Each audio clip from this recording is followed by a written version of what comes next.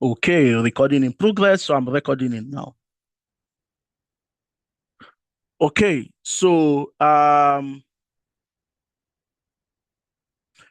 since I'm recording, once again, I would just share. Okay, I guess I'll just move straight to the coding. Then if we have time, I'll just go back again to the things you would learn during the boot camp so that we can also get that in the recording.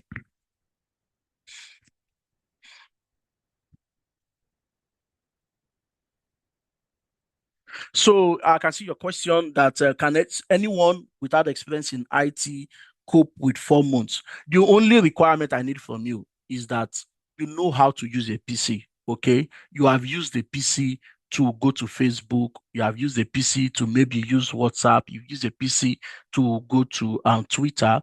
So if you are computer literate, then that is good. Okay, so this program is basically for those who are new to, not only for those who are new to IT. If you already have IT experience, but you want to switch to this, or you've even started coding, but you need career direction, this program is for you. Okay. So the purpose of this program, which is something I want to clear, the purpose of this program is not just for training.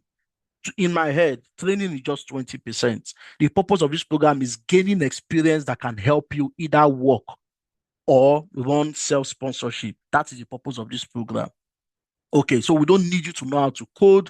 We just need you to have used someone else's software before. Facebook is someone else's software before. Okay, this Zoom is someone else's software. So if you have used that before, you have used Outlook. Okay, then that is good. All right.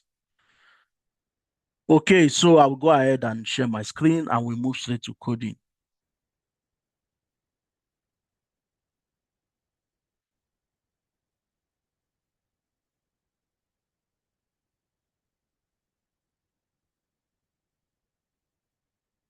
Okay, so for how many times in a week for the lecture, that is going to be twice in a week.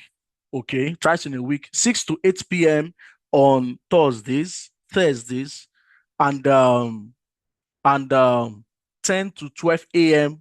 on Saturdays. However, if that is not convenient, we can send a poll for all of you to decide to vote for that poll. But by default, it is 6 to 8 p.m. that has worked for us, as well as 10 to 12 on Saturdays. That has worked for us. So we can choose to move the Saturday class to Sunday. Okay, to Sunday, 6 to 8 p.m. Sundays as well. But like I said, we'll send a poll for those who would register and we will all decide it together. Okay, we are quite flexible for that.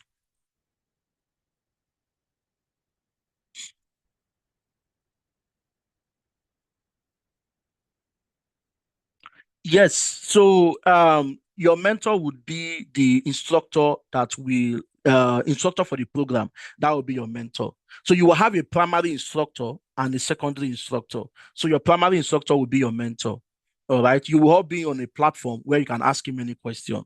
Okay. Ask him anything, and who would be able to provide result for you. Then when you started working, I don't want to use the word work. I want to call it industry experience. When you start your industry experience with our tech partners, then whoever the software engineering manager is in that company, or the scrum master or the tech lead in that company is, that will then become your new mentor. We will only follow up with your progress with the company for 2 months. After the 2 months, if the company feels that they still love engaging with you, that we'll just sign off from it with your consent, and we'll hand over you to the company to decide whatever you want to do with them. If they choose to employ you, that is fine. If you choose to move on, that is fine. Okay.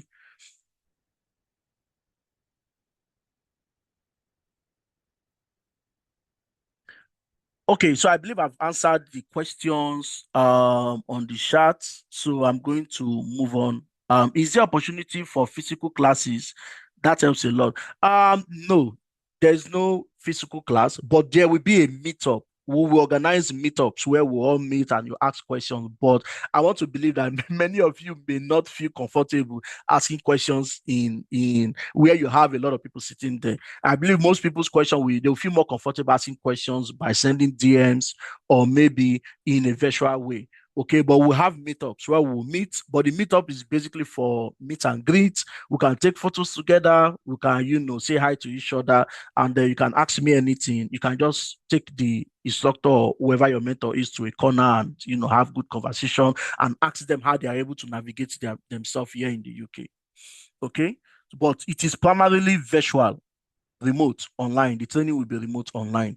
We are doing this because we have people all around the UK, and if we say let's meet in Birmingham, and then that's going to be tricky for those in Scotland, and that's also going to be tricky for those in Wales or elsewhere. All right, so let's go to coding. Thank you for your questions. So when you launch Visual Studio, this is the first thing you see. So what you are seeing here are basically projects, previous projects that has run here, but don't bother about that. Just focus on where you are going to create a new project. Okay. So when you click on create new project, it brings this template out. And this is the reason why I love using Visual Studio. It gives you templates for you to start building your project. Okay. So that you don't have to build these templates from scratch. So we have so as a C#.NET backend engineer, the template you are interested in is by default when you are starting is ASP.NET Core Web API. So front-end engineers build the beautiful parts in a software, while backend engineers build the APIs in a software. So an API is just like, imagine a car. Most people buy a car because of how the car looks, including me. The first thing I go for is how it looks, how it appeals. When I drive my car to somewhere, how it speaks about me, that's the first thing I think about. So most people do that first. But backend API is not the looks of the car, is not the interiors of the car. Backend API is the engine of the car. So that's why it is just an API. So we build APIs, which are engines of the car, so that front-end engineers would then build the front end on top of those APIs. So the good news is that all my experiences in the fintech, the banking, as well as here in the UK, I've worked with multiple companies here in the UK. We are not required to build the front end. In fact, we don't even see the front end. We build back end for front end, okay? And we are expected to build APIs. So we have the product owners who write what we call user stories. User stories are just step-by-step business requirement for us to build softwares. So they write it and we know what to build as an API. So that's why I'm selecting API. So when you download and install Visual Studio, so this is Visual Studio. And then there's the paid version, there's the free version. I'm currently using the paid version, but it does not matter. In the course of this training, we would use the free version, which has most of the features. Okay. So we will use Visual Studio Community Edition. So if you want to download and install Visual Studio on your machine, please download and install Visual Studio Community Edition, because that is free and that has everything that is here. All right. So when you want to start, select ASP.NET Core Web API. Note, you won't see it here the first time because these are recent projects. So you have to look for it. Either you search or you look for it here. So I will just go ahead and scroll down until I see ASP.NET Core Web API here. Okay. And ensure that this is displaying C#, not VB, not F#. It's displaying C#. Note, C# is written as C and the hash symbol. So the hash is replaced with sharp. All right. So you can double click on it, or you can click on this and click on next. So now we are asked to enter two details. One is the project name. The second one is the solution name. So what is the difference between a solution and a project? A solution is like a group of projects. It's like a container that you use to group projects together. What are now these projects? Projects are um projects are let's say it's like a small business unit within a system. For instance, let's bring a bank now. Let's look at a bank now, or let's look at a fintech software. Let's give an example of credit cards here in the UK. You can say you are interested in obtaining a credit card, okay? So The process of credit card are divided into multiple processes. There's a process that does your income eligibility, that they ask you questions about yourself, what you earn. Okay, those are income eligibility. Then they also do a background check of your personal information, your personal data. They use it to run background check on you, using your address to know if you have some challenge in the past. If you don't stay in one address for a long time, they do that. Then they also run a credit analysis on you to see what is your credit score, how do you use credit in the past. So all these things I've said are different processes that is handled by different teams. Okay, because these different processes are handled by different teams, these different processes are then what a project is. Meaning you will have a project that handle income eligibility. You have a project that handle background eligibility or check. You also have another project that handles credit worthiness. Okay, so all this project put together is a credit you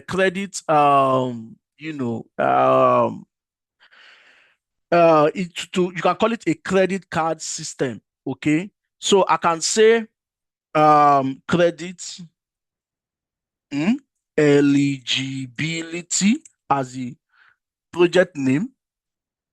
Okay,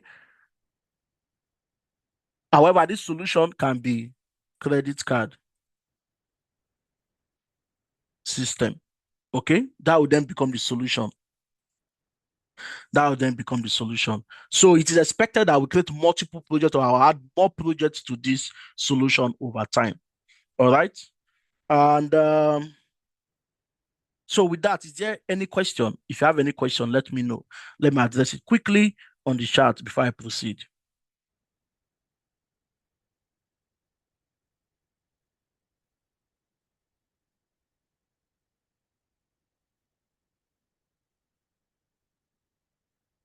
Okay, no question, no question, no question. Okay, then that's fine. So what I will do is let's build a quick project on, you guys got here through a process.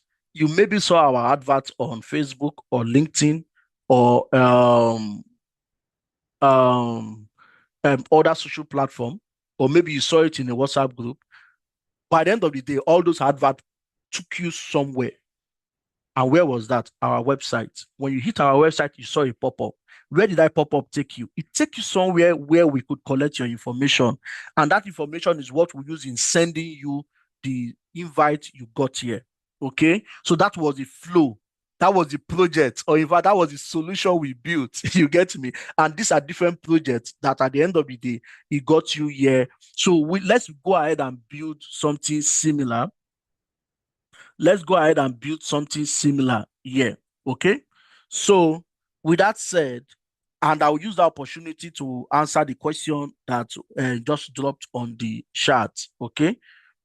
So with that said, uh, let's build a solution called training. Okay. Let's build a solution called training.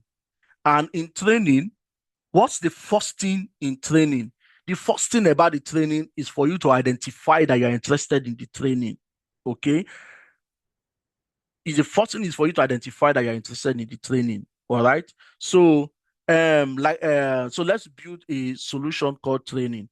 So if I will quickly go back to explanation of solutions and projects, like I said, solution is the combination of multiple projects. So you create a single solution and you add multiple projects to it. So you use a solution to group projects. The name of the solution is the name you use in grouping everything together. All right. Then the project itself are the features you are building, or the services. I will use the word services you are rendering or you are building. That's the feature of and that's a project rather that is created in a solution. That's why I use a credit card system. If you are interested in a credit card, all right, the credit card system is a solution. Then the different processes that is involved before you can get a credit card. One of them is credit eligibility, and credit eligibility can then be a project because it's expected that the system, the solution, has multiple projects that runs multiple system. And for those who have worked with a loan company, you would know that we have a system that the system sorry, we have the team that will check your income eligibility is different from the team that runs background check. And sometimes it is different from the team that runs your credit worthiness. We have different team. In fact, most times the team that runs your background check is a third party. They outsource that to a background checking company to go and run background check for you. So those different teams are the project, you get me? And the combination of everything together is the solution. All right, so let's create a training solution. So I'm going to call this training. Okay. And so for this project, one of the for this solution, one of the processes, okay, is training, which is what we are doing now, which is a training session. So I can say training, all right, training. So training. However, you need to also take note that remember we are building an ASP.NET Core Web API. All right. Meaning that this project we are creating, note we are creating a project, but because we are using Visual Studio template, it is automatically creating a solution for us and is asking us the name. All right. But the what we are actually building is a project. All right. So we need to take note that this project is an API project. Because we know that it's an API project, you need to ensure that you end this with .ADI. Okay. So you need to say .API. All right. So Visual Studio is telling me that, hey, you already have a directory with this name. No problem. So what I will do is that I'll just make here plural so that it creates another one in another folder. All right. So like I said, this is an API project. So because it's an API project, there's a naming convention.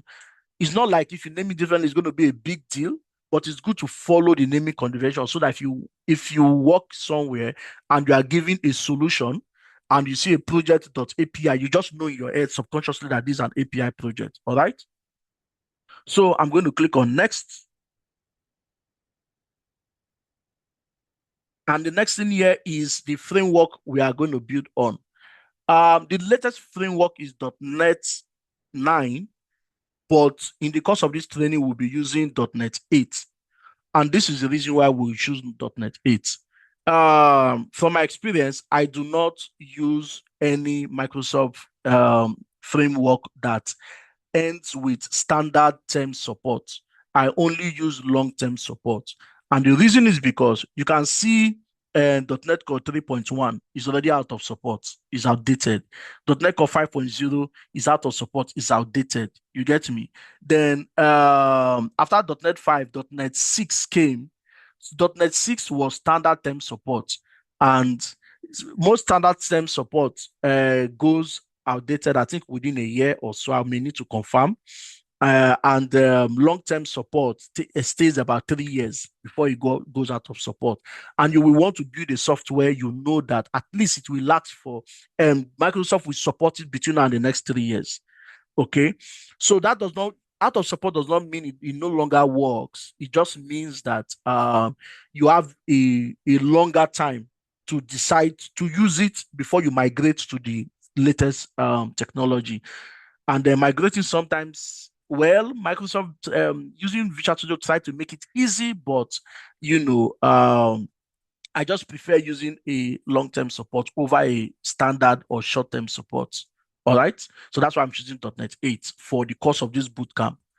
But if Microsoft release .NET 10 within the course of the bootcamp, in between this 6 months, we are going to switch to .NET 10 if that happens or when that happens.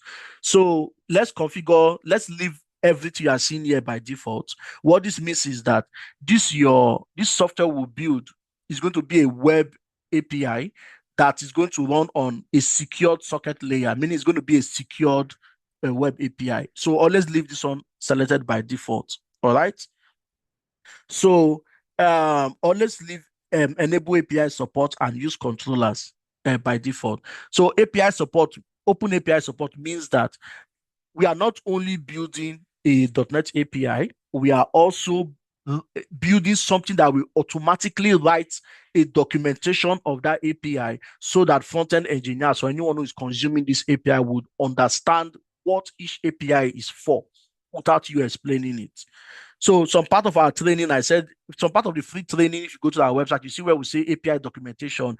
Just by enabling this, that helps you with API documentation. At least it helps you with like 75% of API documentation just by enabling this. So you see what I mean by coding is now easy compared to in the past, or rather compared to the past. Okay, then Docker support, let's not talk about that one now. That's going to come with those who when they start the industry experience, the 2 months industry experience, which is the last, this is going to come because you don't use this if you are not an enterprise. If you're not a company, you don't even need to think about this, all right? Because you're just going to incur costs on your deployment service. Okay, so let's go ahead and create this, and it will create our solution as well as our project. While it's creating, do you guys have any question? You can choose to, ask a question, double back and ask some questions that we've mentioned in the past.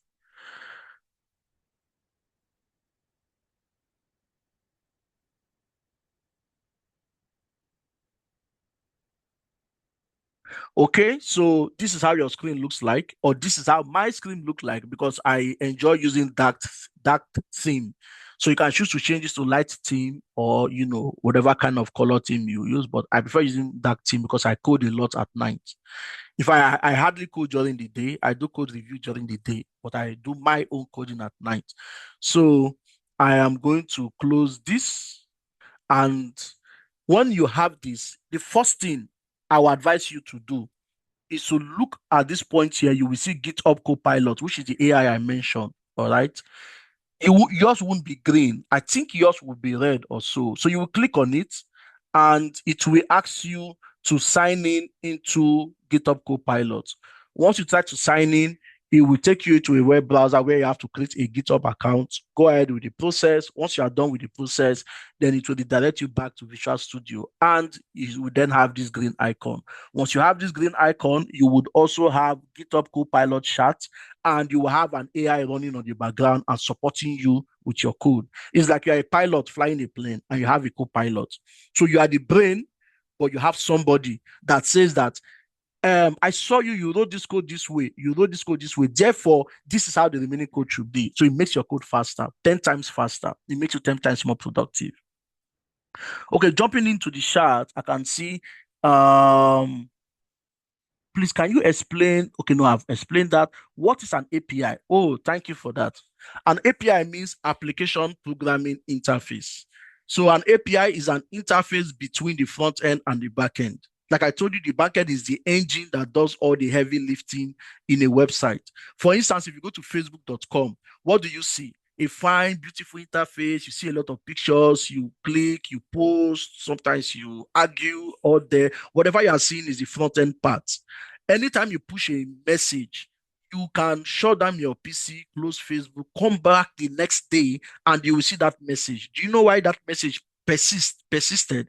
It is because when you click submit, or when you click post, okay, or when you click reply, that text is pushed from your mobile app or from your website or web app on Facebook to an API that holds that information, takes it and store it somewhere so that when you come back in the future, you see it. If an API does not exist and a storage system does not exist, you will not see that message when you've closed Facebook and you reopened it, whether it's a mobile app or a web app. Now, the reason why you build API is because this world has evolved where we no longer do things only on the website. You do both the web, you also do stuff on mobile apps. So it is advisable that when you build your back end, you build it to to be an engine that can support both mobile, web, TV, wristwatch, and other kind of application. all right, or other kind of front-end interface. So an API is that thing that helps any kind of front-end you build or interface you build to interact with your backend code. So an API is that, which is an application programming interface. So that's the full meaning of an API. Is an application programming interface. That's an API. Okay. Can you use an iPad for this training? I'm not sure. You need to use Visual Studio, so you need to get a PC. Okay. At least that's the minimum or only requirement. You need to get a PC. All right. You can use it to watch, to join classes, but like I told you, um, I want this training to be 20% of talking, 20% of training, and 80% of experience. All right. So, in fact, if it's up to me, I won't even train at all. If it's up to me, I won't be training. What I will be doing is I will just go ahead and pair you up with our tech partners because our tech partners are excited for you to come and join them, to build real world software. They are out there and they're excited for you to come work with them. All right. But note, I'm not using the word work because it's not a paid process. They are not paying you, you are not paying them to learn as well. It's just an environment to learn. All right. If they choose to give you stipends, then they are great partners because some of our partners have said that they are willing to give stipends, but please, that is not what you heard from me. What you're hearing from me is that we are providing you with an environment where you will build softwares and gain good damn experience. All right. So if it's in my power, I won't even, you guys will not go through this training. You just go and start hitting the ground running at the beginning of the experience. It's just unfortunate that if I just pay you now today with these partners who are eager to meet you, they will not have the patience to teach and mentor you. If they would have it, then honestly, we won't be having this training. We will just be working with them directly and beginning experience. Okay, so that's the reason why you need a PC. At least you need a PC for that. But you can use iPad to join the training. But you need a PC because for each training is going to end with an assignment. So you need a PC, and the next training we start with discussing the assignment, fixing the assignment, implementing it, and then the next training. Okay. All right. So now we have this. I believe I've told you how to set up your Copilot, and this is a blank window. So what you need to look at here first is to be sure that your Copilot window is fine. Is this is it? This is where you can ask AI anything you want. It works like the way ChatGPT is. You can even tell it to summarize the code you've written here if you want. Then you have Solution Explorer. So the main thing you need to focus on is Solution Explorer. So I'm going to go ahead to click here to pin this one here.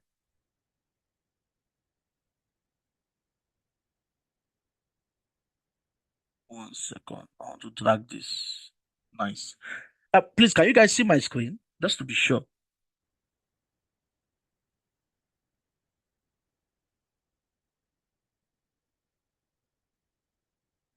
Okay, cool. Okay, cool. I want to be sure that you guys are seeing what I'm seeing. All right. So, if you look at this, what do we have? We have the property. These are folders. Folders are these yellow colors. Okay. Then these are files. So we have the properties folder, and that just contains a single file called launch setting. Launch setting means that once you've written your code, you want to test your code or run your code, you have to click on this button. This is the launch button. So you can launch it as a secured application or unsecured application, or launch it in IIS Express. You can do all these different launch it on these different, different profiles. Okay, you can see that the even said that it's going to launch it on Google Chrome. I used Google Chrome last time, but anyway, we'll get to that. So you are going to launch it on different profiles. So those launch profile is under this launch settings. So what I do is not compulsory, but it's just a me thing.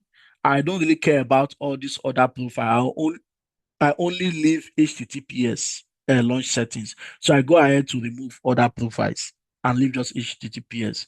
So what I do is that I remove HTTP from profile, but don't do that. All right. In fact, you know what? Let's don't do that now so that you don't go mess stuff here up. We'll discuss more about this one later. So you have a launch settings and you can click on HTTPS here to run your application. If I go to this launch setting and I change this HTTPS name for HTTPS to say training, and in bracket, I say HTTPS. I save it. If you come here, you will see that it has changed to this training HTTPS. So it just profiles that you are running. Okay. So let me take it back so I don't have to always click on this drop down menu. So it's HTTPS, so that should come first. Good. So the next folder there is your controller. For now, I would advise you, since it's your startup template, by default, .NET Visual Studio has created a sample project that gives you weather forecast. So we are not yet to do that. So I'm going to delete this weather forecast controller. All right. And also I'm going to delete this weather forecast.cs. So if you notice, also I'm going to delete this API.http. It's for testing APIs, but because we already enabled open API support for our documentation, then we don't need that to test. I'm going to delete that. So this is what I'm leaving here now. And the next thing we have here is app settings.json. This is where you keep any settings in your application. For instance, settings like if you are connecting to, if you are building an application that will send email to somebody, your email credentials or the email server settings, this is where you keep them. Okay, your app settings. So we'll get to that when we are looking at configurations. We discussed about app settings in the documentation I showed to you guys. So whenever you are doing configurations and you are trying to, if any configuration, this is where you put them. Something that would be used across your entire app, software. This is where you store them. All right. So we have two of the app settings. One is app settings. If you click to here to expand, one is app settings.developer development.json. Development.json means that if you want this app to run differently or to have a different setting when it's on your machine, and you want it to have a different setting when you have deployed it, then you should go ahead and update this one to something different from this. All right. So the last file we have here that came by default is program.cs. So I want you to know that when you write a .NET, or in fact you write a C# code, all file must end with .cs. If you don't end with .cs, Visual Studio would not see it, Visual Studio will not compile it, and that will not turn into a code or will not turn into a software. It will be ignored. All right. So let's see what is in program.cs, because this is where the start of your application starts. Let's open it. In Poker.cs, what do we have? First thing is that we are adding a controller to the services. Or first, we have a builder. This builder is saying that we are building a web application. All right, we are building a web application, and we want it to create a web application. All right, that's why we have this. No, this came with it by default, and within it is saying that we want this web application to enable controllers, because we specified in our setup that it should enable controller support. So it should enable controllers. We'll get to what controller is later, and all controllers have to be in the controllers folder. Because we said that it should enable API support, that's why I added these two lines, all right, as well as these two lines. Because we said enable HTTP, which is secured. HTTP means hypertext transfer protocol secured. Basically, any website you go to now, it starts with HTTPS. All right. So HTTPS, if your website is not running on HTTPS, basically nobody will access it. In fact, I think Chrome has even blocked it. Google Chrome has blocked it that if your website is not HTTPS, it won't even allow you access it. So because we enabled HTTP support, that's why we have this. Because we enabled controller and where we have this, that's also why we have this. Then this is because it's so that we can enable authorization. Authorization means that you want some part of your API to be accessed, but you don't want some to be accessed. some other parts to be accessed. And before somebody can access those other parts, they need to do something special, like maybe login, or they need to be a valid user. So this is what is enabling that. All right. However, you have to program it to work in that unique way. But this is the engine that runs it behind. Okay. So this one means that, hey, once the code reach here, it's going to run your application. And note, if I go back to these properties and launch settings, under this HTTPS here, which is the default profile that we'll be using here, you can see that it's saying that when you run this, it should launch your browser, okay? And it should launch a Swagger UI or a Swagger documentation, which is the API documentation I mentioned the other time. All right. So don't really think much about this, or we'll get to all this later. So what that means is that if I click on this, it's going to launch my browser, which is this. All right. And they're also going to launch it a Swagger interface. And that Swagger interface is the API documentation, which is also the same as this, as well as this. So let's do that. Note, if I click here, it's showing that it's going to run on Google Chrome. But because Google Chrome gave me a little bit of challenge in my last training session. So I'm going to change this to Edge so I don't find myself in that position. So let me click on this. Let's see what you will have by default. Note, I've deleted the controllers. So don't be surprised if something funny happens. But let's see. So it's still running.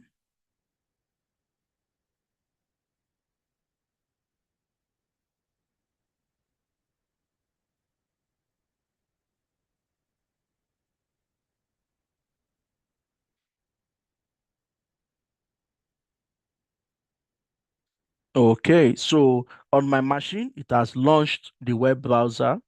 It launched Edge, and I will just go ahead and this is what I got. If you can see my screen, this is what I got. Training.api as you specified. And so this is the documentation, which is the Swagger I mentioned. Okay. And it said no operation defined in spec. So once we start creating API endpoints, then we'll start getting the API endpoints. So when I say API endpoint, what is an API endpoint? API endpoint is a URL, is a path to a resource on a server that is running your software. All right. For instance, I can say LinkedIn, okay, .com/in/SAMMY210. This is a path to a resource on LinkedIn server. All right. So if I click on this, it's asking me to log in before I can access that URL. So, but where I'm driving at is that specifying a URL to somewhere that is a resource. So that resource, we define it on our API endpoint to say for somebody to be able to register to do this in using my API, it needs to have a path. That part of an API that links to a resource is what an endpoint is. All right, so let's switch back to Visual Studio.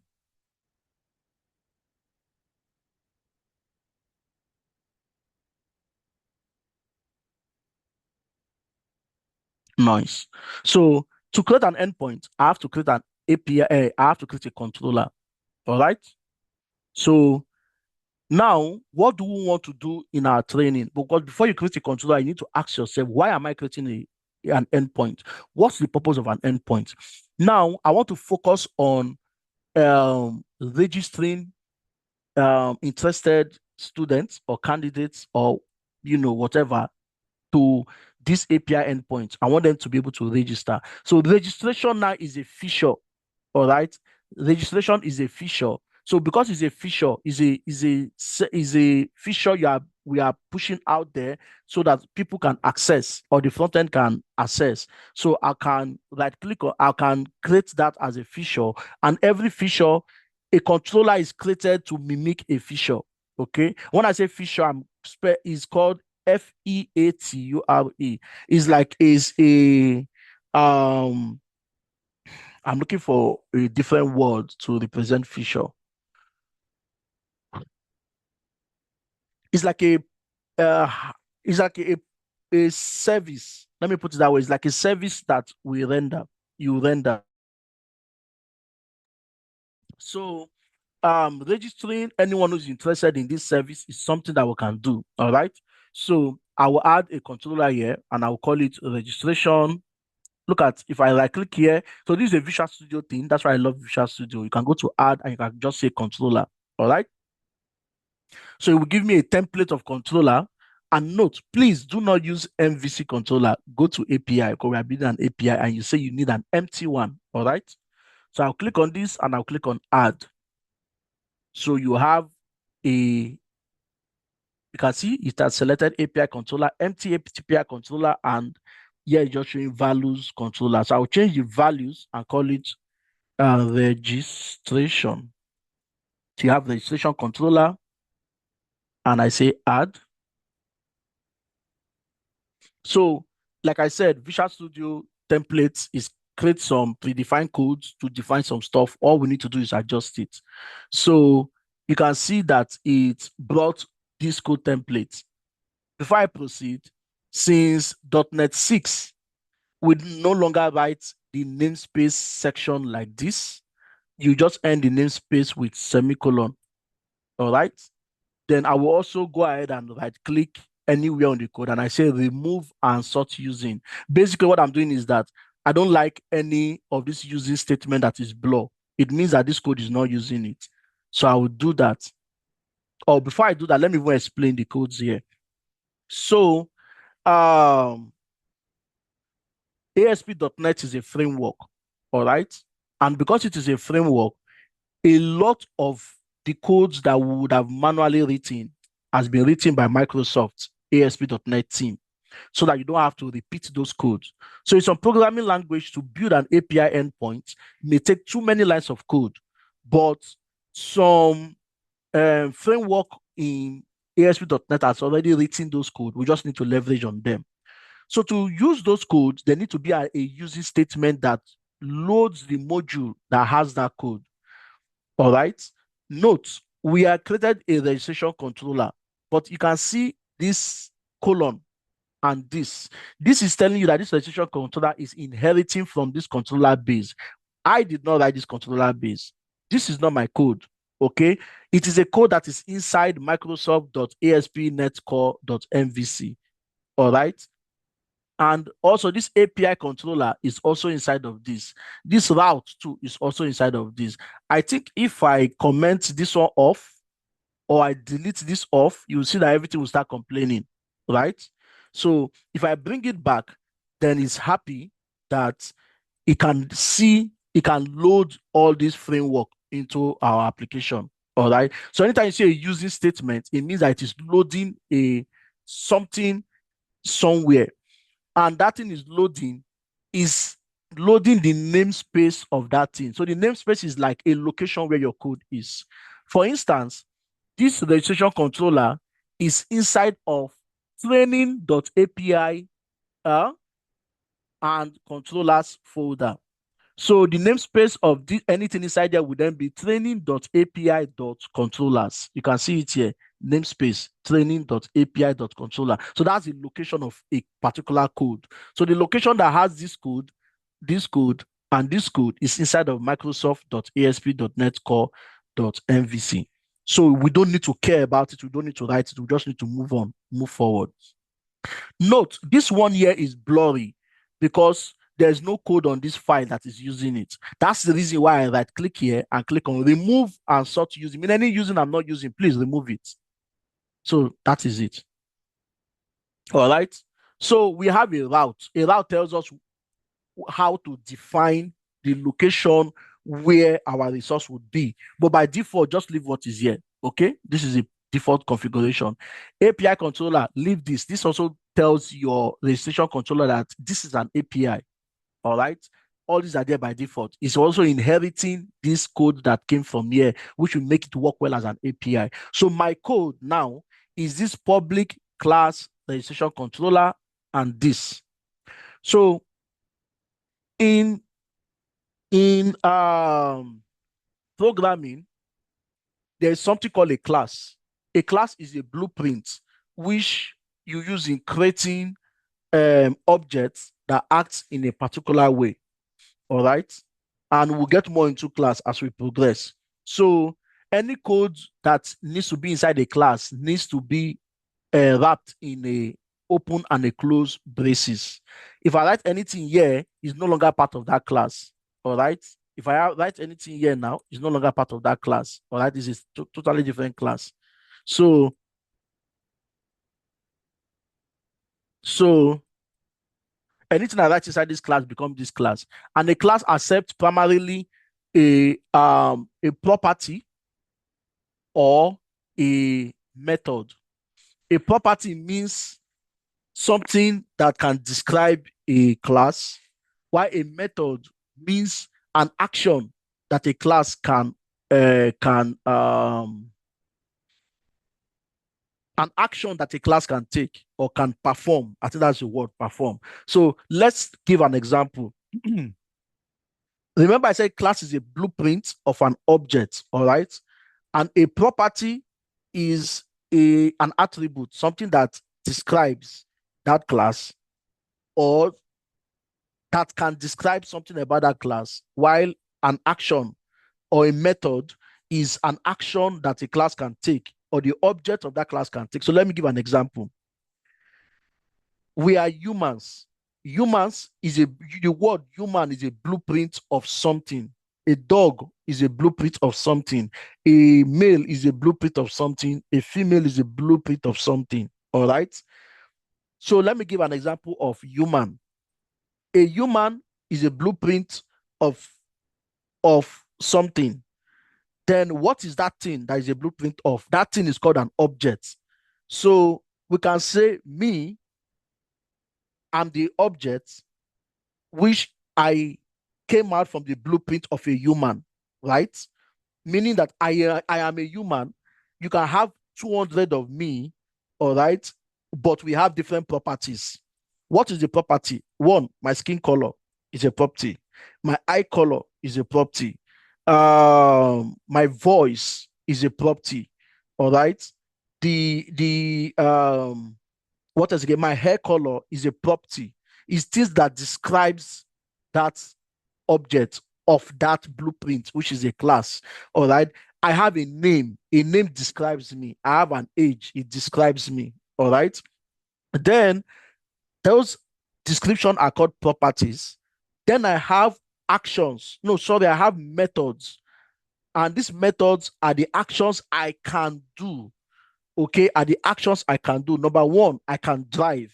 Two, I can speak. Note, voice is different from speak. All right. Voice is a property. It means I have a voice. I sound in a particular way. But speaking is now an action that I'm actually doing or I'm performing. Now I'm speaking and I'm speaking what a class is. So that is an action. All right. So with that being said, this is what we are supposed to do in like module 3 when we speak about object-oriented programming. So um in a controller, we don't really care about properties, we only care about actions. All right. And each action in a controller is what an endpoint is. An endpoint is a path towards a resource on a server, on a software that is deployed on a server. All right. So let's give the first action. You can see actions has already been written or has been suggested for me to write. And this was suggested by Copilot. I can go ahead and accept it. Okay. But this might look overwhelming when I'm explaining it, or I can go ahead and write it myself. So in an API and in for on an API, you need to have different kind of so an endpoint is defined by a method, all right?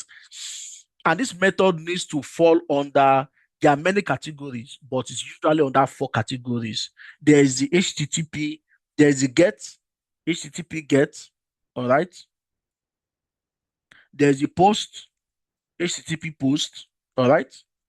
There's the put, HTTP put, and there's the delete, HTTP delete.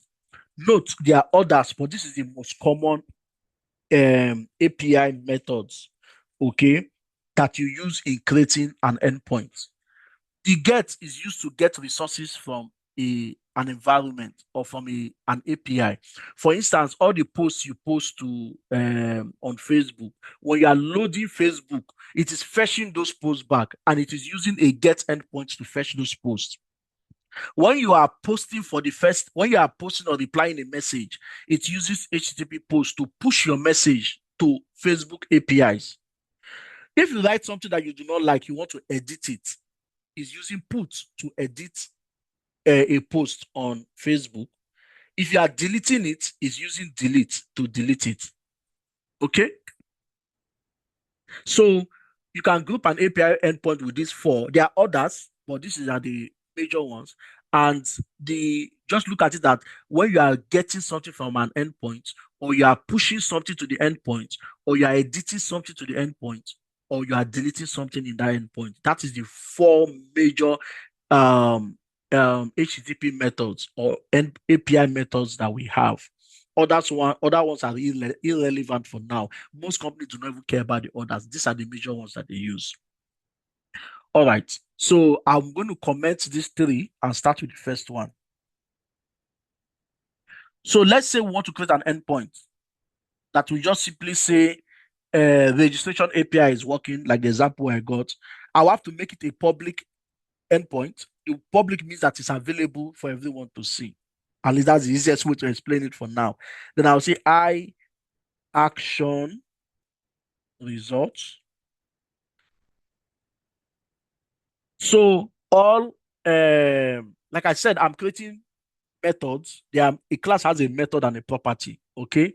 And in creating an API endpoint, the methods that we create must mostly end, mostly have a type of I action result. So almost all API endpoints you see in .NET, you see it ends with I action results. All right. Then I'll say get. That I say all code, any code that you create, you can see the class has a code block that open where the code start and where the code close. So I will have to do the same thing here, like this. Open it and close it. All right, you can see this. Then I can write anything. And in every or in any code you write that has a kind of return type, I'm returning a type of action result. You must end it with a return statement. Okay. For now, I'm just returning an okay response that this API is fine, is working, and returning registration API is working. All right. Let me try post.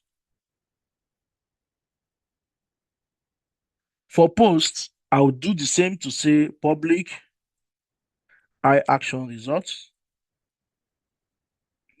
post. So for post, open this and close it. This is post.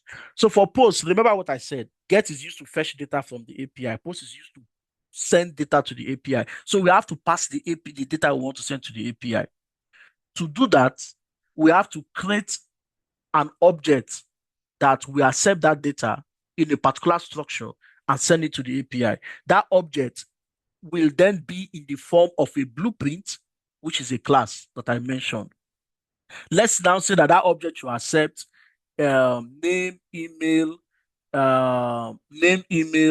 subject, and what you want to learn. All right. So I'll go ahead and create a folder for that. First, because I have a registration, I have a registration feature. Or do you know what? Let me just because I have a registration feature, I will need to create a folder called services. Okay, I just want to use it to group all my features. All right. Then in that services, I have registration in it. This is just for grouping. 'Cause I like ordering things. Okay, so I will say registration service. Oh, sorry, I'll just say registration. All right. Then in this registration feature that I have, which is something I'm doing here, I want to now have a folder that we have. But you know what? Let me don't add this folder for now. Let's just go ahead and create that class that will accept whatever is coming from the user. So I will say, I'll create a new item, this time not a controller, just a new item. All right. And the new item, you know what? Let me do the old fashioned way. You say add, you add a class. All right. And you select a class, and I'll call it registration. Um,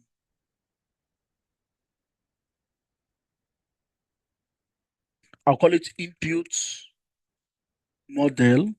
All right. So these are a class is the namespace and the class itself. Like I told you from .NET 6, this is how you do it. You write a namespace. So in the namespace, I want to get an email.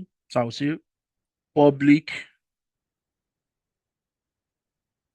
because everything needs to be public before it can be accessed. And I'll say string, first name, no, last name, email, and I'll say first name, email, address. I'll make your full name. I can say subject and message. So now you may ask, I told you that whenever you say public, it means that this property is available for everywhere, everyone in your code. So string, what is a string? For those who this is the first time they are even seeing code. A string means that is you are creating a property that can accept data that are alphabet and numeric and special characters. All right. If you want things like age is only number, you have to use integer. All right. But anything that is alphabet, ABC, special characters like email address, they are all part of a string type. Subject, like I want to learn C#.net, they are all mixtures, so they are all string. Message can be too many things. Also, they are all this. But you need to also ask yourself, like I said, when you write code, code is intentional. You need to then ask yourself if the purpose of this is just to accept data from the front end to the back end. No, sorry, from the front end to your API, and maybe return data back from the API to the front end. I recommend, this is my personal recommendation, that you do not use class. You use a record instead. All right. So I will change this to record, meaning when we need class, we'll get to class later in the future. And or let me leave this like this. I will show you how to write this same implementation as a class and as a record, which will do the same thing. Or do you know what? Before I do that, let's just go ahead and test this one with our API endpoint. So I'm going back to the controller, which is this, and I'm saying that I want to accept the registration input model. All right. So whatever you are sending to me should come as the type of registration input model, and I want that to be the request to my endpoint. So now this is complaining. There's an underline here. Any underline here you see is an error, is telling you something. This is complaining because it's saying that you are in this address of training API controller, but my registration input model is in this address of training API services of registration. I cannot find it if you don't tell me, if you don't include it, if you don't say using that address, which is the same way using this is this, okay? So I can either manually type using training.api.services or registration, or I can just move my mouse pointer here. I will see this, click it, and it will tell me that I should write this. If I click on this, it writes it here, and this one is fine. All right. So I can just quickly do a con console.writeLine. Okay. What console.writeLine is that I just want to display whatever I'm receiving in this kind of black and white console or DOS window. That's what I want to do.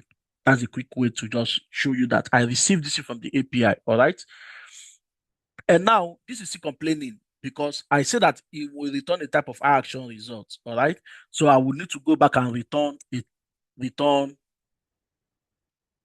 okay, that registration request received successfully. So this is the response that will go back to whoever is calling this API endpoint.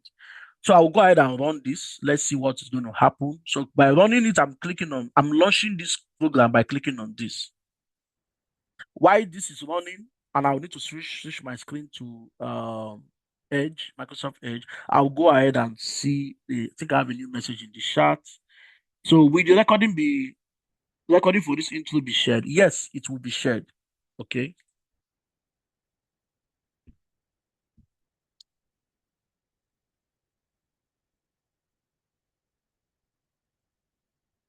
But why I don't like sharing recording? I wanted to say no. I don't know why I even said yes. Why I don't like sharing recordings is because when you just hear that the recording will be shared, the first thing that comes to your mind is, okay, do you know what? I should just go get busy with something else. So that's the reason why I don't like sharing recordings. But I just hope that that won't be the case. Okay. So this is what I get when I launch it. So, like I told you, this also help with our API documentation. You can see the get endpoint, all right, and the post endpoint. So if I click on this get endpoint, it's going to get that message we did in the get endpoint, which is the registration API is working. So I'll go ahead and click on try it now, execute, and you see registration API is working. Yeah. So let me just be sure that you guys can see my screen. Okay, cool.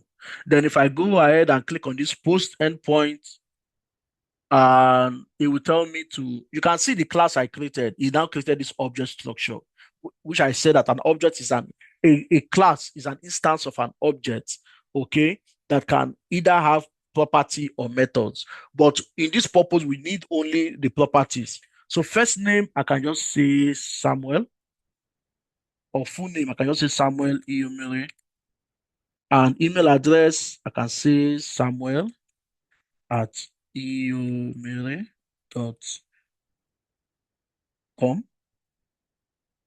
Then subject, I can say the subject of this message or this registration is backend or learn C#.net backend engineering. And also the message that's coming is, let me just copy this, can be the same. Yeah. All right. So I will go ahead and share my full screen so that you can feel everything that I'm saying. It's my entire screen now. So if I click on this, it goes to the backend and it returns that message, registration request received successfully. So if I go to the backend, it will see that things I put in the code, the console.log I did, where I said I'm just about logging it into this console window. You see receive registration request, my name, my email, the subject as well as the message. So to fill it really well, I can go ahead here and I can go ahead here and put a what we call a breakpoint. And this is one of the reasons why I love using Visual Studio. You can say, why it is running this code? Stop. Let me investigate what is happening within the code. So I'll go back to Chrome. I will submit this information. Let me say engineering to be successful in the tech industry. Okay. So I can click on execute. So it has hit the breakpoint now for me that I created here. You just create a breakpoint by just clicking here. If I roll my mouse pointer here on this request, you will see that it used this blueprint, this class, to create an object. This is the object, right? If I expand this object, you see the email, the full name, the message, and the subject, right? So let me quickly grab this one in my clipboard because I will use it multiple times. And I can just stop this for now. Okay. So remember I said that if the purpose of this class is just to receive data from my API to the backend, all right, I prefer using record because one, the code is even shorter for record, and two, it just basically to transfer data. So anytime I'm doing any data transfer, I prefer using a record. So I can create a record by saying the same public class registration input model. Okay. Then I can say string and the full name, but I will do this like this and put a semicolon here, which a semicolon is like the end of a statement. All right. Then I will take this to the next line and push it here for it to look cool, to look close to what the class is. Sorry, not a class. This is a record. I said I will be creating a record. Sorry. Yeah. So now I can say string, full name, email address, subject, and message. So now I do not need to write this public and the get set. I don't need to do it. Okay. If I'm using record. Normally, this is how it's supposed to look like. Um, sorry.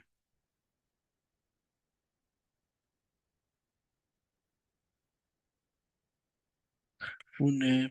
So this blur stuff you're seeing is GitHub is yeah, it has predicted my code and it wants to help me write it, but I want to write it myself.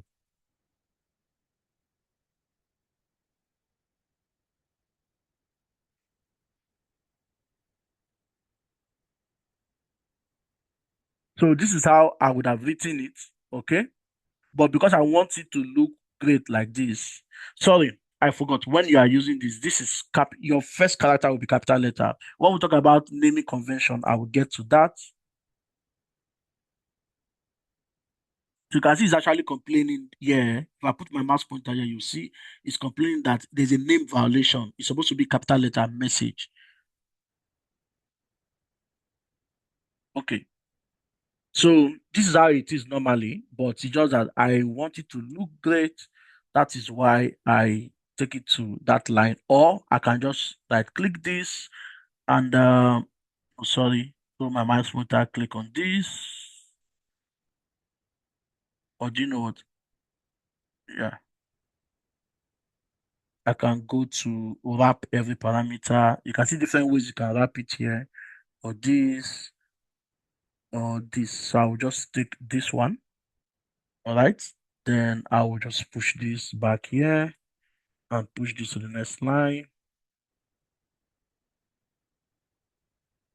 and push it back here, which makes it look like the way the class is structured, but you don't have all this, this other stuff as well as it gets set. So it's complaining because you cannot have the same class name under the same namespace. So namespace is like a family name. Under the same family name, you cannot have the same somebody with the same name. That's too confusing. So one has to go. So I'm going to take up this class and leave the record. All right. If I go back to my controller, it's like nothing changed, but it's now a record.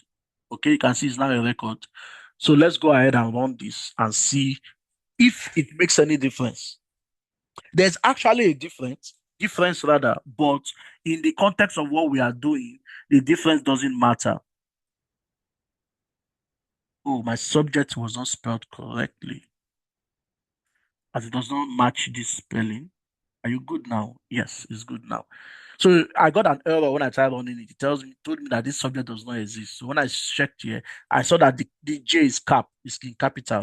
So in naming in C sharp, you have to be sure you maintain the casing. So lowercase is lowercase, uppercase is uppercase.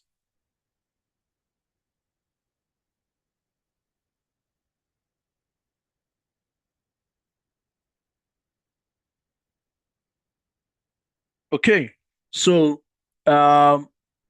get this is not using any class or record, is returning as usual. The session is working. This is the post. If I click on it, Remember, I copied those stuff here. I can just go ahead and paste them. And if I click on this, it you can see it gives me similar, almost the same. The object with the properties, the name, the first name, message, and subject. If I go ahead and console write it, if I move to the console window here, you would see that it's the same thing. So that's why I prefer using a record than a class, because one is shorter lines of code and it's pretty straightforward. Okay, so congratulations. This is our first API. Any question? Any question before we start moving to the interesting part? Any question?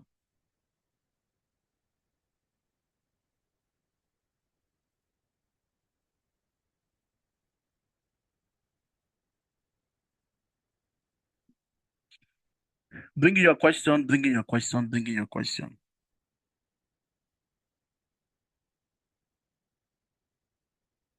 Come on, I need you guys to send your questions in. I want to be sure that you are not just waiting for the recording. Okay?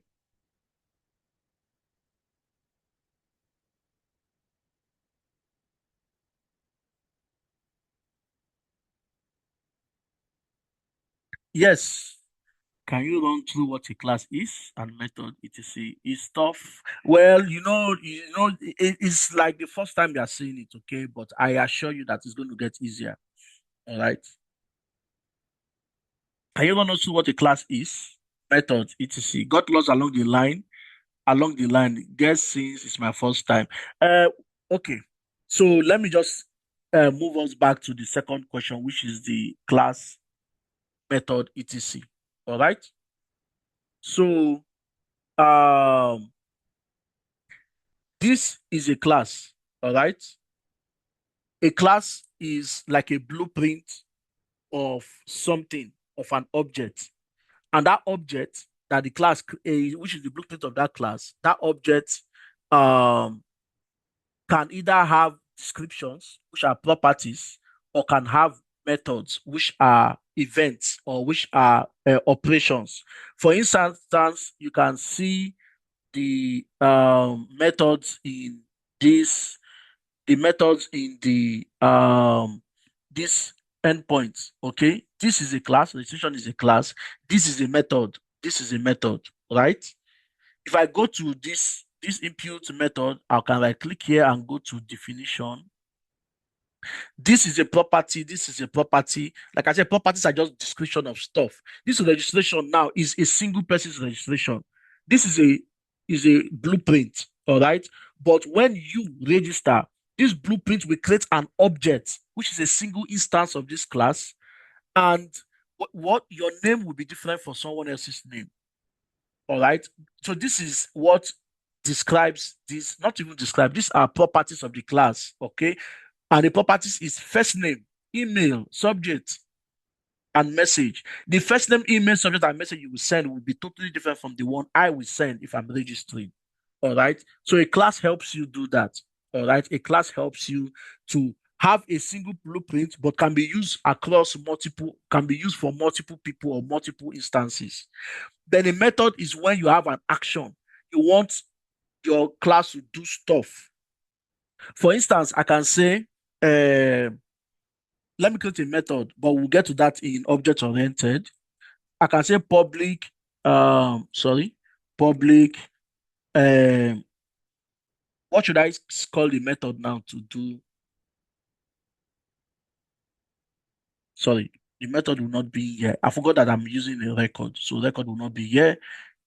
I will have to create this like this because it's within here you write a method. So I can say public, let me just say, um,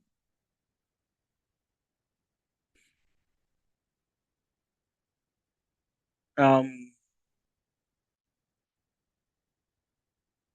public, let me just say do stuff. No, I want to do actually say something. Public void. Let me say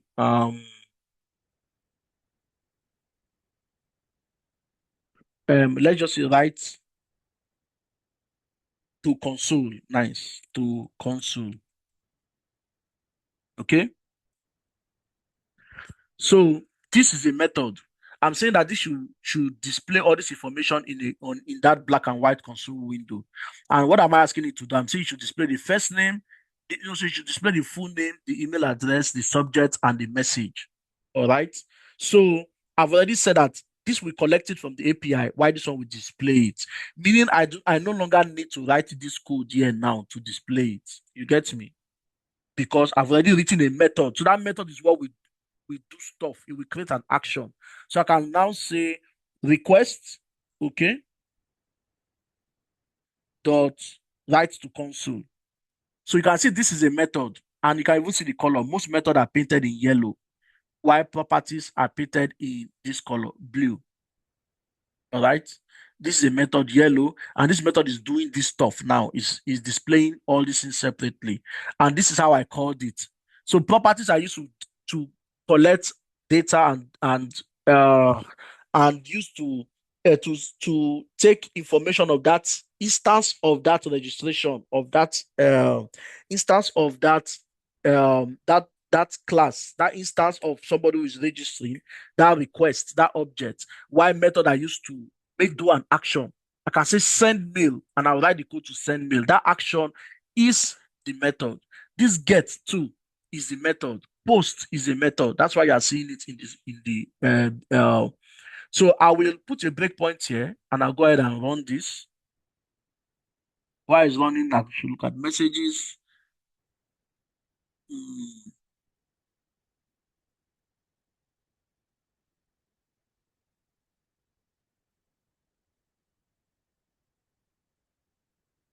Okay, so yes. So if you look at the module that we have, I mentioned introduction to C sharp. Okay, in the bootcamp, there's introduction to C sharp where we will discuss variables, constant. Those are the basic what is programming information that we will do there. But yeah, I'm just showing you how easy it is to just create an API without doing a lot of stuff. Okay, so if I come back here, I think I need to share my entire screen for you to experience this. Okay, so I can go back here and try to send this data again to the API. If I click on this, you will see that that method that I explained that I wrote, you can see I deleted all those code here that is going to display this in the console window. But if I just, you can see so that we hit this method of write to console, which is an action, it will now go to the method to say, what is the action you're asking me to do? You're asking me to write the full name, the email address, the subject, and the message in the console window. So if I continue like this, and this is telling me that this has been received, if I go to the console window, which is this, you can see it. Full name, Samuel, which is the console write that is in the method, email address, subject, and message. So that's the difference between a method and a property. A method is used to perform an operation in a class, while a property is used to identify to get is a description of that class, is to get description to describe a class, or is to describe to describe a class basically, or to describe the object of a class. That's why I use the example. A person is a class. Then you, let me see your name. Let me see your name. The person I'm referring to. So David, you are not a class. You are an object of a class.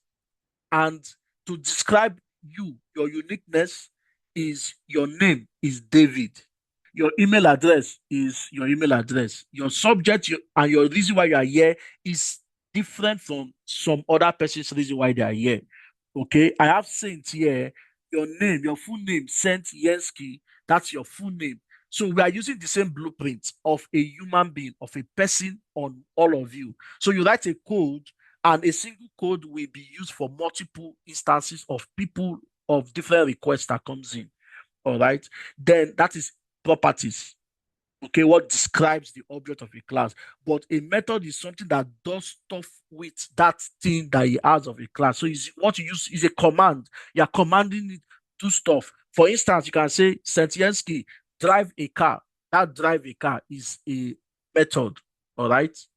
Is a method. Some people call it some people call it a function. All right. Some people call it a function. Some people call it a function, some people call it a method, and they see other ways to that is called being called, right? So that this is a method. Okay, so I will not want to jump. Uh, I want to move on to other things so that we can cover other topics that we have before we call it a day because this is already 8:07. So note this session is supposed to be from 6 p.m. to 8 p.m. All right. But I still have other things to cover. So if you are interested in other things that I need to cover, you can let me know on the chat. But if you think you think, do you know what? For now, we've gotten enough, and you would want to you would want to join on this experience to not just learn, but also gain the experience and find a way to navigate yourself here, especially those who are in the UK. And find a way to navigate yourself. Nigeria, you have your own package waiting for you in solanix.ng.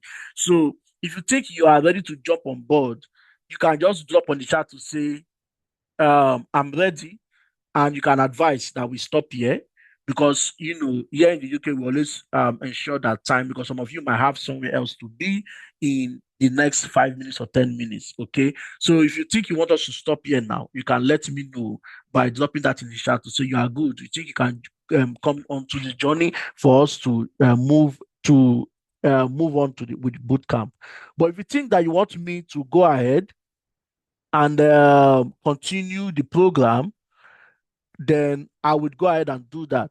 And if I need to continue the program, what we are going to learn is so I've told you guys what is C Sharp, what is .NET.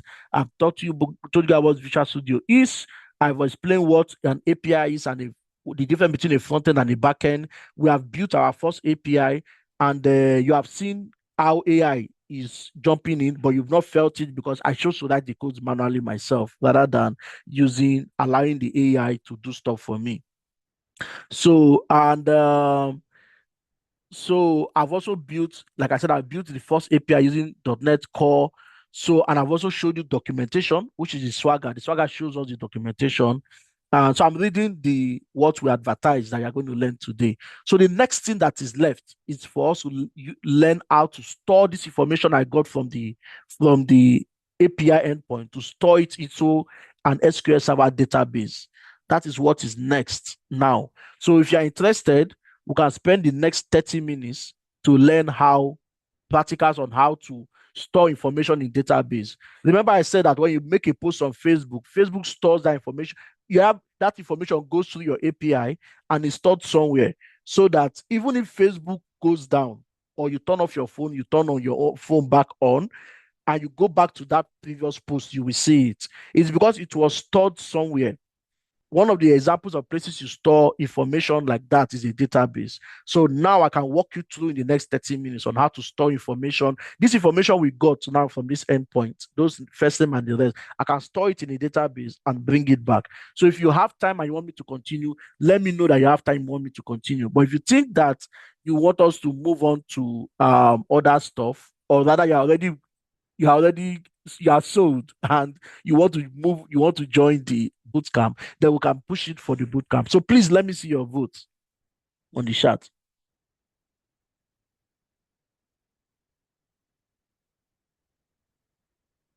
So yes, anything I'm showing you now, everything in details and slow. You can see I'm speaking so fast because I'm trying to put everything within 30 minutes. Okay. So, but in the boot camp, everything is going to come in a slower fashion. All right. It's going to come in a and slower pace rather than what I'm doing now.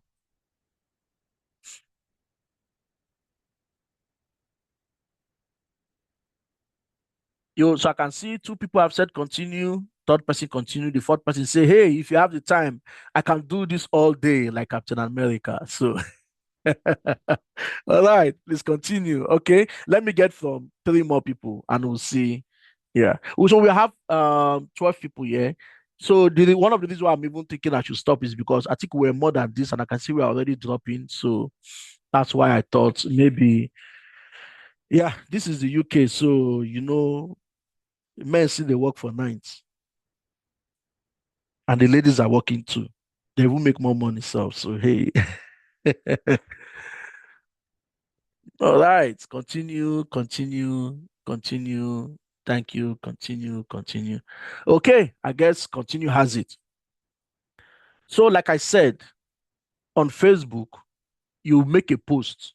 Okay. Even for those of you who schooled here in the UK or you're a student, even elsewhere too, you have the portal where you use in submitting your assignments. Okay. Have you imagined that you you either you uploaded the file or you copy pasted it, you click on submit, you get me, and it went. All right. So let me even use that to explain the properties and methods of a class. A class is a blueprint that accepts all assignments. It's an interface that is used to accept an assignment. You saw the interface you posted, but you went to an API. The API, in my head now, the API would have two properties. One is your name, maybe, and your email, while the second property is the text box or the part that is accepting the file you're uploading. All right. So those are the property that describes the message that is going into that particular the request you're pushing to your examination platform or your test platform. Then there's a method. Do you know what this method does? The method checks for we can have multiple methods, but let's start with the first method. The first method will check for plagiarism. Validating against plagiarism is a method. And once it validates, it returns the result to you. You can choose to say, nah, I want a very damn good score. And you go work on it and push it back again to the API. And it revalidates again, which is a method. So, like I said, a method is a function. A function does stuff. A method does stuff. It's an action that does stuff. Okay. Then when you say, nah, I'm good. I don't care. I don't care. I'm not yet to score distinction. And you go ahead and submit. It now hits another method that and note when you submit, that information you submitted is stored in the database. Another method does that storing in the database. One validates for plagiarism, another stores in their database. Okay. And when you say, "Nah, I want to submit it that way." When you click on submit, a method, which is an action or a function, goes to the database, pulls that information you've submitted or your examination or whatever, it pulls it and it sends it, it submits it. Okay. So those are methods that do stuff. So that is what the difference of the properties and the method. So I don't know if this did a little bit of justice to that explanation, but I believe when we do stuff and you see a lot of things we can do, that will help to give more instances, especially when we move to object-oriented programming. And let me see. One second.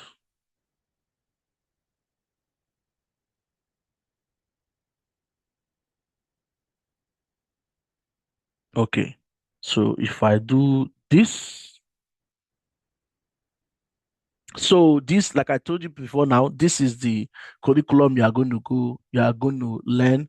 So I kind of skipped some part of this. So that's why it's a little bit, and now I'm already here explaining classes, inheritance, okay, and also I'm here talking about object oriented, and that's where you talk about properties, methods, inheritance, interfaces, and the rest. Now, pardon me, I'm still going to do a little bit of interface here, okay, and abstraction in this database that I want to do now. We also need to do a little bit of clean code practice, and then we will do this now, as well as this and this part, DB first migration, and we'll also be doing this. All right. So if you see, there are some things we are jumping because I need to fulfill what we told you we are going to do now. We also need to going to do dependency injection. Okay. And yeah, we have already done Swagger API documentation, and then we'll be good. All right. So let's jump to database now.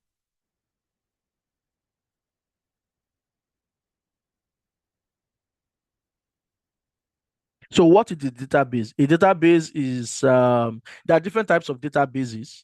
There is a database is a database is a service or an environment that is used to persist a data.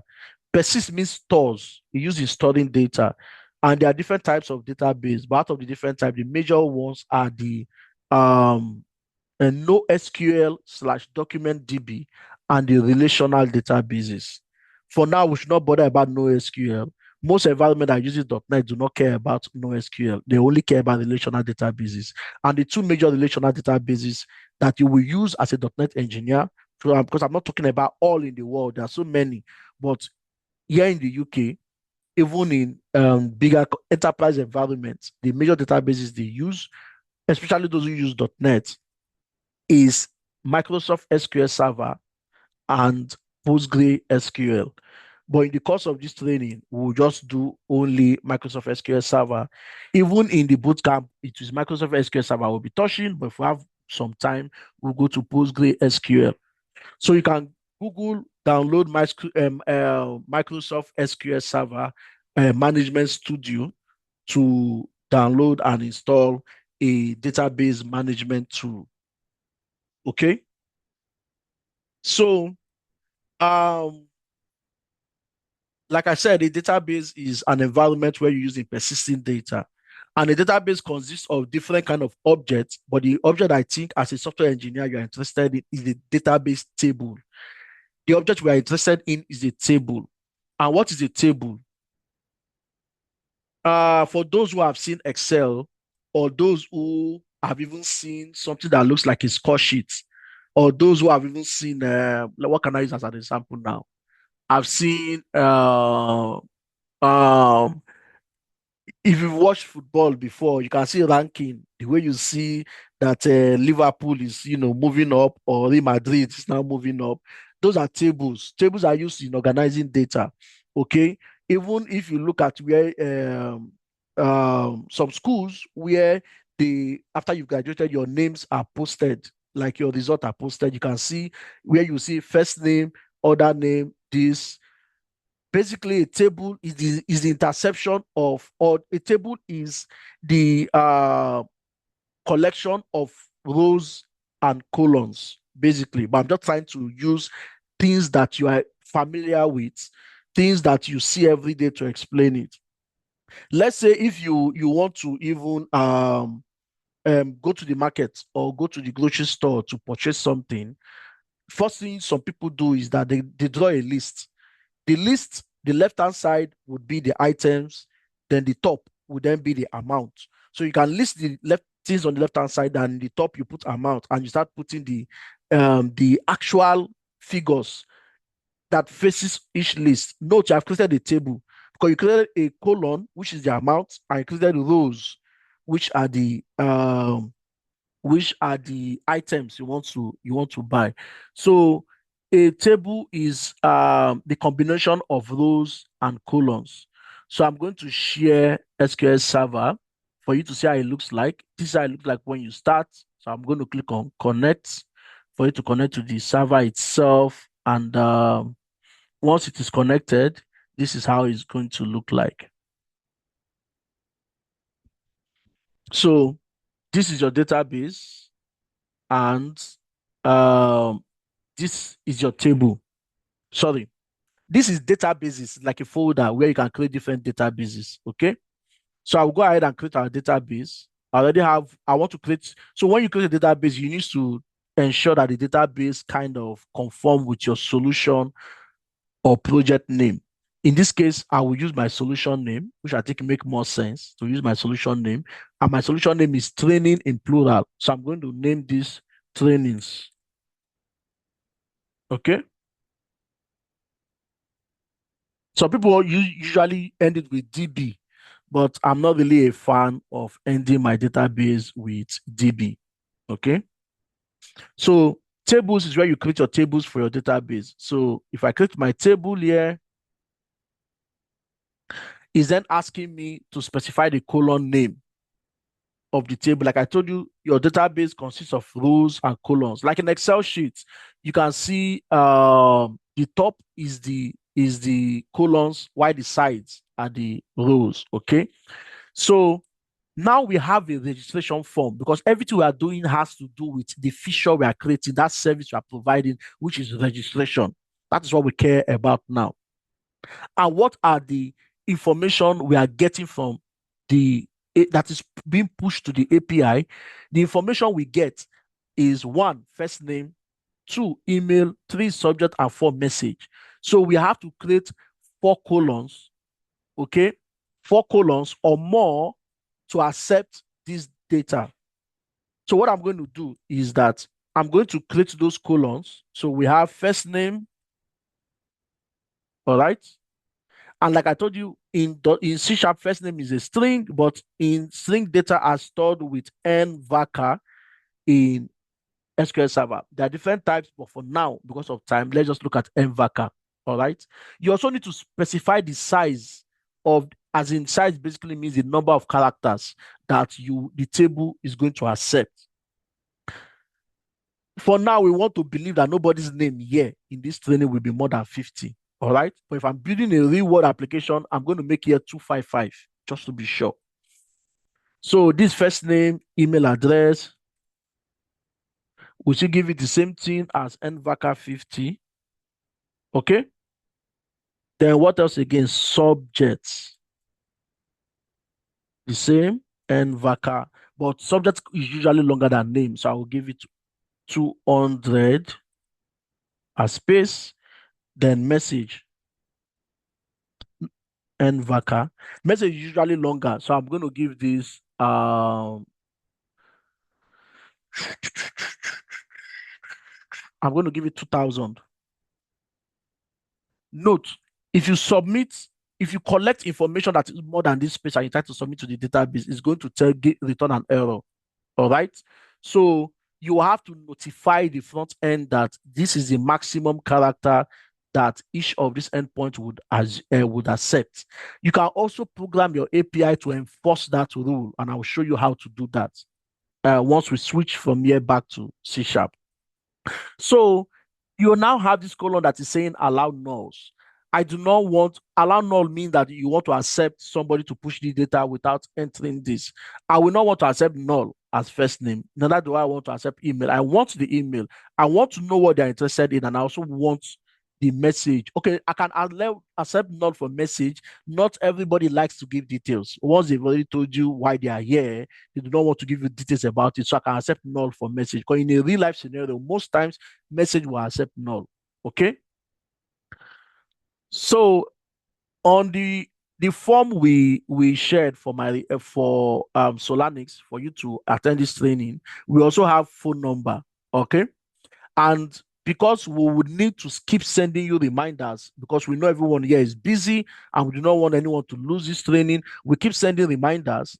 And the easiest way to communicate this reminder is through WhatsApp. So that's why we collected phone number as well. And we also specify that phone number should not be null. And I saw that somebody also tried to then send a phone number. He tried to send a phone number. He tried not to send a phone number, which is null. And because we validated it that it should not be null, the person then sent just only +44. Then I said, okay, this is a good one. Next time, I'm going to ensure that the minimum length of the phone number would be the valid minimum length for a UK phone number, at least in the future, because I learned from that. All right. And there's a possibility that that person is not here, because if you are not notified via phone, how do you want to? Because I understand everyone is busy. So, as a software developer, you need to be thinking these things. You can make mistakes, you learn from this mistake, and you use it to build you re-engineer your code and become better. So what I'm going to do is I don't want to add phone number here, so that we just work with this one now. Then you can decide if you want us to add it in the future. So in database design, okay, in database design, it is I wanted to say recommended, but this time I want to tell you that it is required that all table must have an ID colon. And in .NET, if you are connecting this to a .NET application, it is recommended that you use a unique identifier and you ensure it is not null. This ID is used to identify the instance of the message or the record that is saved into this database. Okay? This ID is used to identify the instance of that information or record. We in database we call it record, but let me say information now so it is easy for everybody. It's used to identify it that is stored in this database, so that if the same person send a message twice, each of the time he sends a message will be a unique, will have a unique identifier. That's why you see this. We are setting the type as a unique identifier. Okay.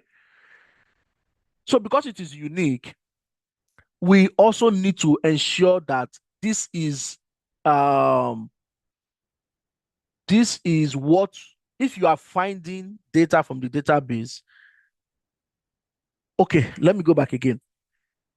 Because the ID is unique, it is also recommended that let the ID be set as the primary key. It's a rule. I don't make the rule, I follow it. So set it as the primary key. The purpose of this will make your querying your data. What I mean querying, meaning fetching information from your database, it makes it faster. That's why something you posted long ago, if you just go and find it, you load the page, you see Facebook loads fast with a lot of messages, is because they are loading messages by ID and it makes it faster. Okay. So for performance boost, you must, in fact, if you are in our program when we learn database design and database normalization, you will see we will let you know that you must set this as an ID. So let me take this to the top. So you can drag stuff from the bottom to the top. Okay. Then I also like to have the date and the time that this person registered. So I will say registered at, or let me say created. No, registered at.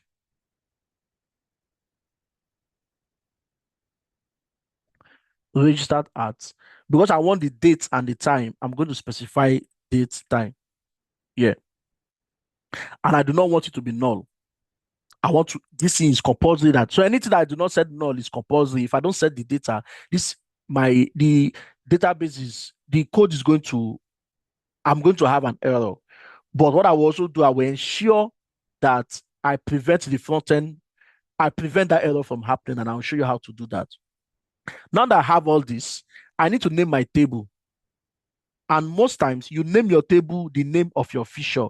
What is my feature? My feature is registration. So I will go back to .NET and copy that registration. Okay. And I will make it the table name. So I'll click on this save button, or you press Ctrl S. It brings, hey, choose a name for your table. So I'll say registration, but note, it is a rule that if you are creating a table, it's a rule that you should pluralize it to make it a plural. Okay. It's a rule that you make this a plural. All right. Because the reason why we're making a plural is because we have multiple instances of registration. We are storing multiple instances of registration in this table. So because it's not a single registration, it's multiple registration, that makes it a plural. Okay. So I have everybody here, you all registered. All right. And I have all your registrations in our database, which is once something is more than one, is not plural, is now many, is multiple. And we know in English that comes with an S. So that's why we have an S here. So I'll go ahead and say, okay. And if I expand here, you would see our new table. Let's just give it a few seconds. You can see our table now. We can right click on this and say, select top 10 1,000 rules, meaning basically show the first 1,000 rules in our table. And this is the equivalent SQL of it. And you see there's nothing. Nothing has been submitted to this table, right? So I will close this and I will close this. No, I will not close this yet because I will need it to store, to save data. I will come back here. All right. All right. So let's switch back to Visual Studio.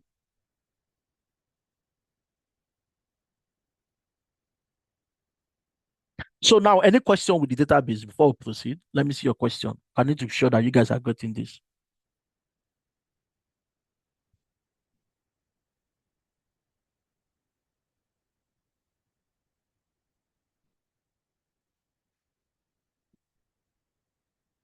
Okay, so David, you said on the website it's showing 200 and okay, no, that was Adedeji. It's showing 250 pounds on the website. The discount isn't there yet. Hey, you can drop the 250 pounds now. Be big name. However, the discount link is this. This is the discount link, solanix.co.uk/promo. Just go to /promo and you see it there. No, to the purpose of the promo is because this is the pilot course. So you can choose not to promo it. Yeah.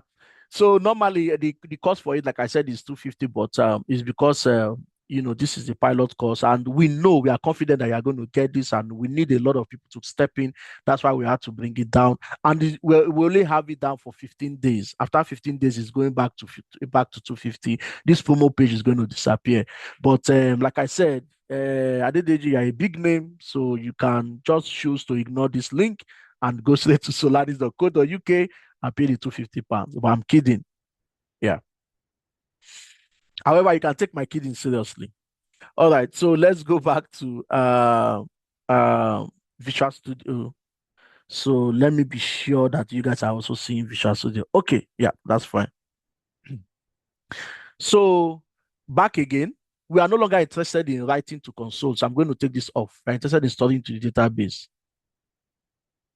And like I told you, this class, the purpose of this class is just to accept data. I don't want to do anything with it. Okay. So let me go back to the controller, and this one is already showing error. I deleted it, so I'll take this one off. So for now, we will not care about a class that has a property and a method. We will separate them. Let some classes have properties. The one that is carrying data have properties. The one that is doing stuff have method. Let's do it like that for now. Okay, until we move to the other side to do all that, because that one is a quite complicated explanation for now. Okay, and because of time. So instead, what we'll do is that we will create a service that stores data in a database. And let's call that a registration service. All right. And that is the reason why I created this service folder for us to do that. And we have this registration folder. Okay. So I can like click here and say, create a new class and call it registration service. Usual, I'll clean this up like this. So what is this service doing? The purpose of this service is to store data in the database. But we cannot store data in the database because we've not connected the Visual Studio or connected our code to the database. So I should have done that before I created the registration service. So do you know what? Let's double back. Just imagine that I deleted this. We don't have this here yet. Okay, let's bring the database into this first.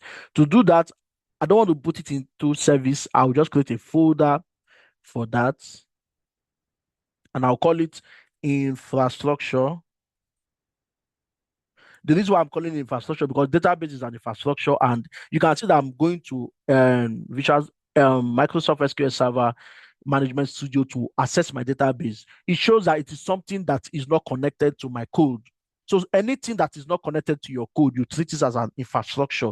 An infrastructure that is something that is different from your own code. Okay. And if you need to interface your code to it, then you just have a folder, you call it infrastructure. So in the infrastructure, there are different kind of infrastructure. We can have an email service, okay? We can have a database service, all right? But for now, we are not doing email, okay? But what I will just do now is a database service. And what I always say database does is that database does persistence. So I'll say persistence,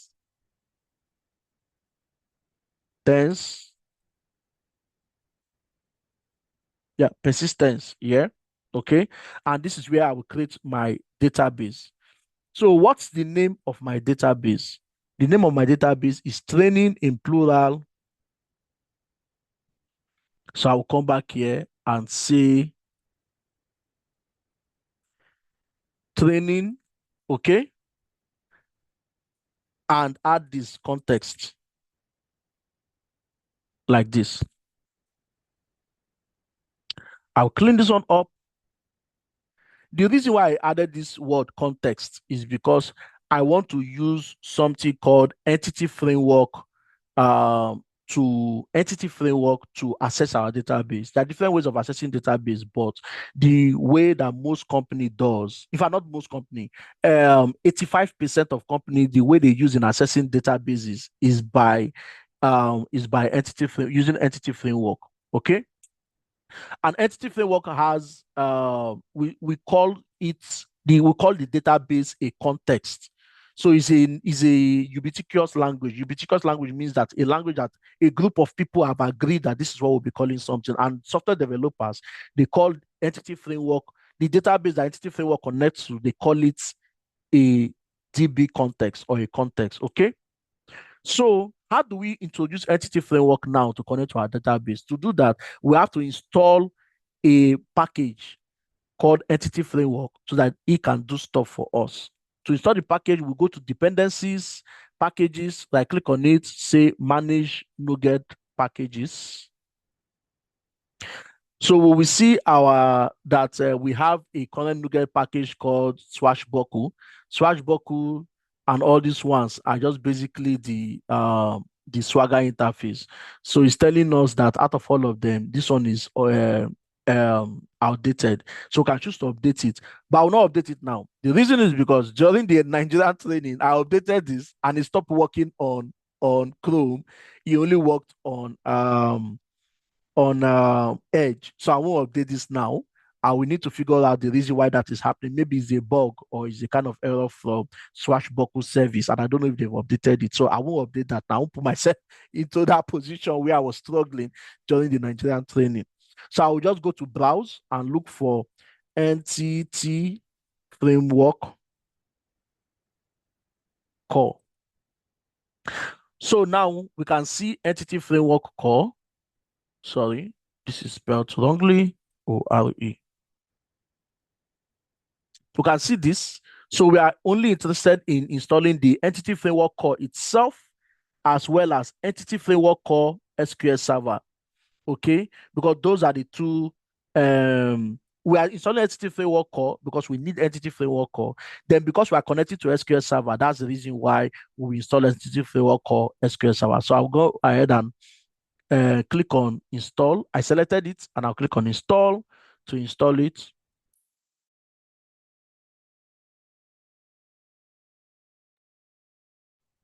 And whenever it pops up anything, just apply or agree.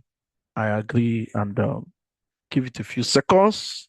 If installed, you'll see a green tick here. So this is installed. All right. So now I will go ahead and install Entity Framework SQL Server. Where is that? Yeah, this is it, SQL Server.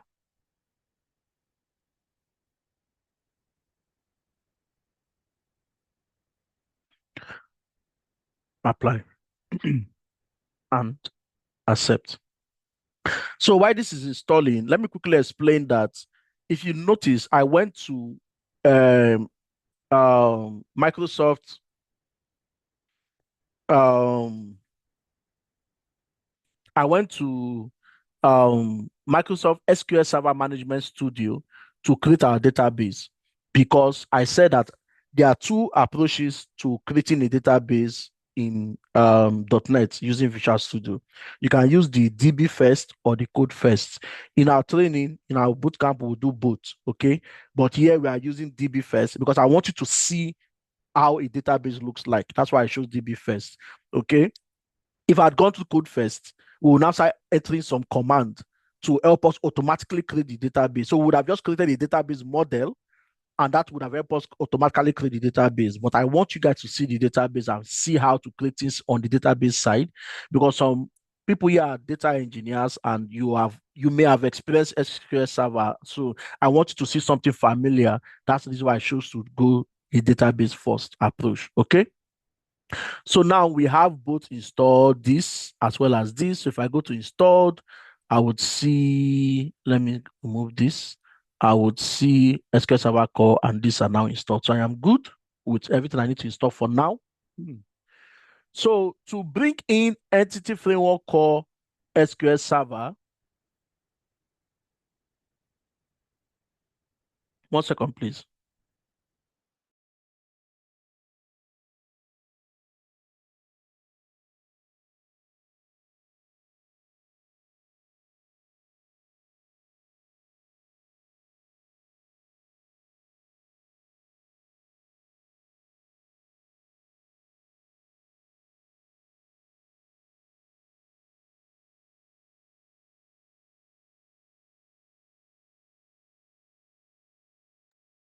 Okay. So to bring in Entity Framework SQL Server, um,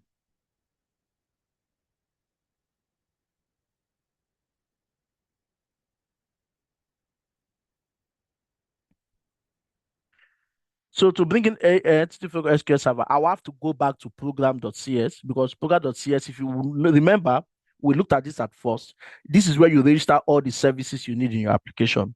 We also visit here, come back to visit here. All right. So let me bring in my SQL Server database. To do that, because we have installed entity framework, we can now have, say, builder.services dot add SQL Server. Okay. And you do this and you will specify the connection string your connection string. So I will say the connection string should be name of my DB database context, which is trainings context. All right. So I'll say name of training context like this.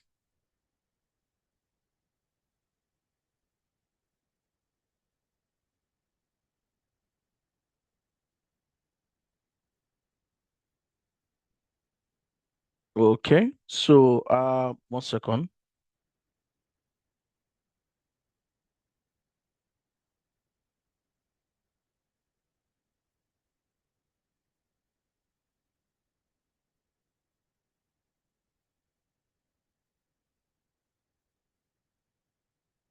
Okay, sorry. Yeah. I'll say add SQL Server. I will actually put the training context here. Training context here, okay, that I'm doing. I want you to add SQL Server of type training context, and I want it to, then here is asking me to provide the, let me do this again. It's asking me to provide, I don't know why it's not showing that. It's asking me to provide a connection string to my SQL Server, a connection string to the infrastructure, which is to SQL Server Management Studio, or in this case, SQL Server. So let me take us back to, okay, but before I take us back, the connection string, we don't put hard code the connection string here. Remember, I said that this app settings is used for for um where you define different kind of settings. Okay. And if you can see, um I said chat GPT. Copilot has already knows that I want to create a connection string and it has suggested it for me. So I'll just go ahead and accept it because this is how to write a connection string. All right. The only thing I want to do is that I will change this from default connection to the name of this my database context. So I will copy this name here, bring it here. Because if I don't do that here, I'll have to come here and type that you need to get the connection string of default connection, and I don't want to do that. It doesn't really look so good. So I need to get the connection string to where my database exists. And to do that, I need to specify the server, the database name, the username of the SQL server, and the password of the SQL server. So I will just go ahead and grab that connection string because I already have it. Okay. I will grab it, I will bring it here, and I will explain it. All right.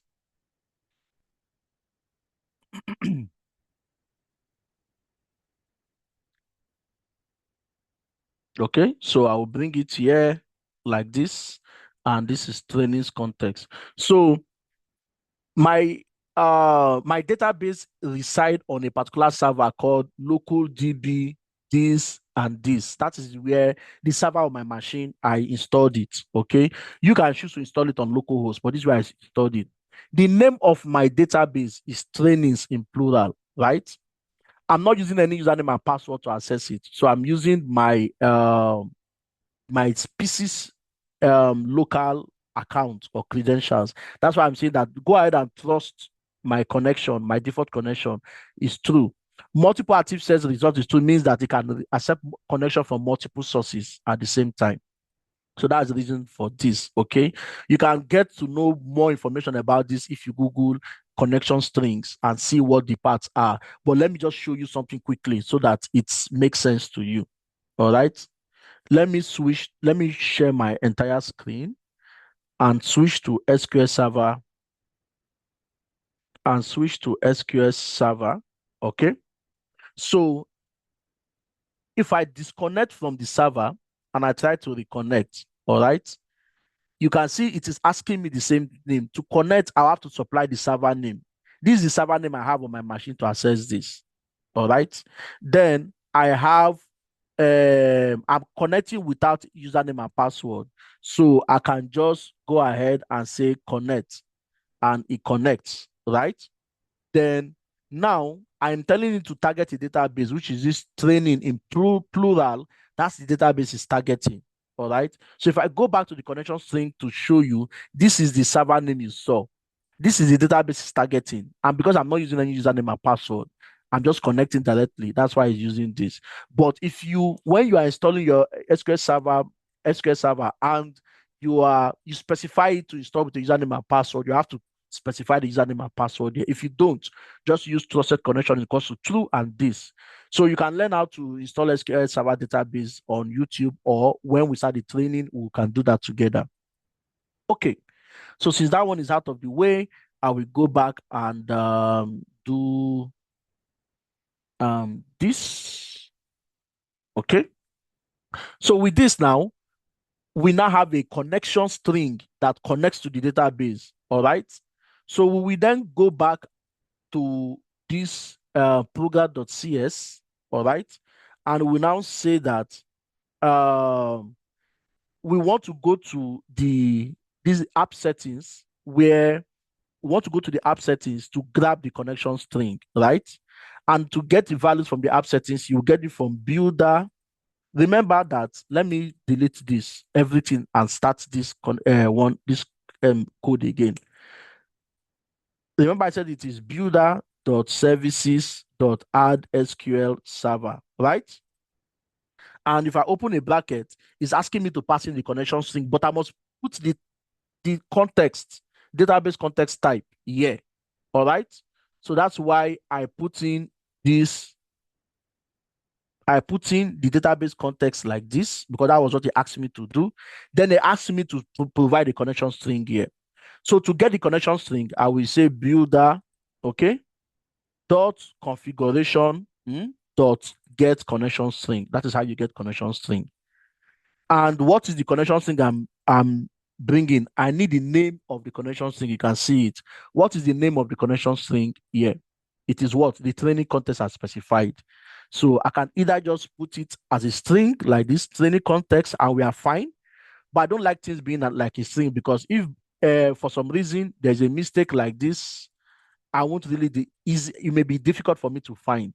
So I like it to be to say name of, and that's the reason why I remove it from default connection to be the name of the database context I created. So that if for any reason that changes, if somebody this happens, you can see it's visible that this is invalid, is an error. Okay, because you say that this does not exist. Okay, so that is that.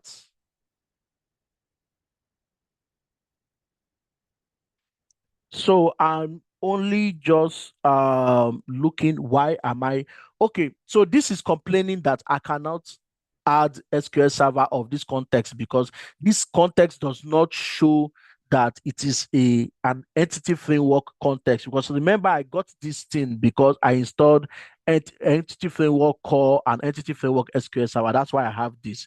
So I need to register this context that is of a type of entity framework. Okay, so I have to inherit entity framework DB context into into this training context.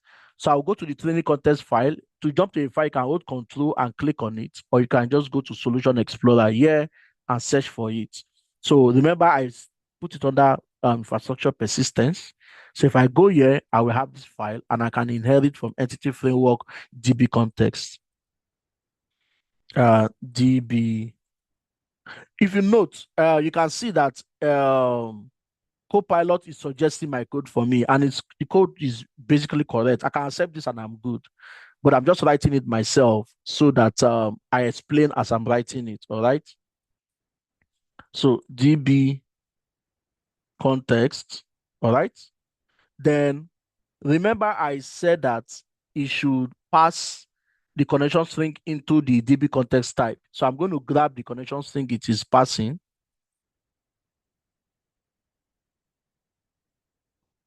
I'm going to pass it, grab it here. All right.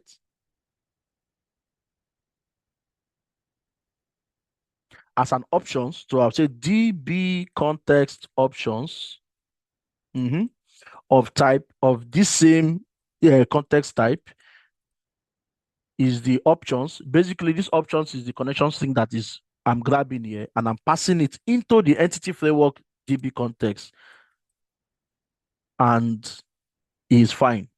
So with this, I have connected this, mapped this context class that I created that is supposed to be my database. This context, anytime I call this context class, automatically I am calling the database I created in SQL Server.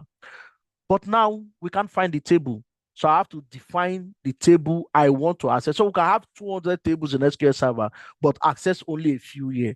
So the table I want to access, I have to define it. All right. So to define it, I will say public DB set, which is the table, and the name of the table. Sorry, the type of the table, which is training. All right. And the name of the table, remember, it's plural. I'll say trainings. All right. And a get and a set.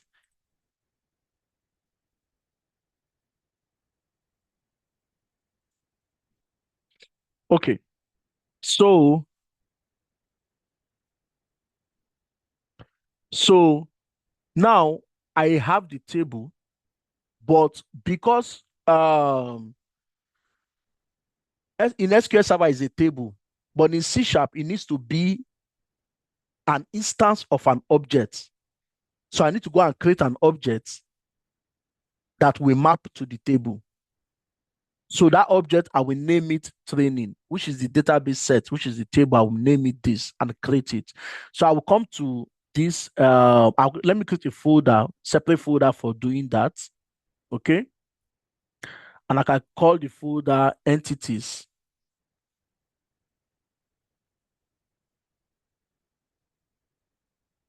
And I will create my first entity, which is a class called training. So this training means a single record I'm storing to the database. But if we have many training, it then becomes multiple records. So what does this training have? It will have the ID. Remember the ID I created? It has the ID. Nah, not title. It has the, let me just go grab all the things I am bringing in from the registration input model. First name, email, subject, and message.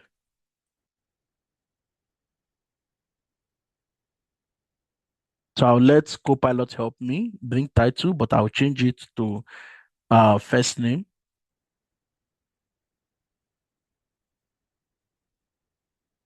email address, fine, subject is fine, and message.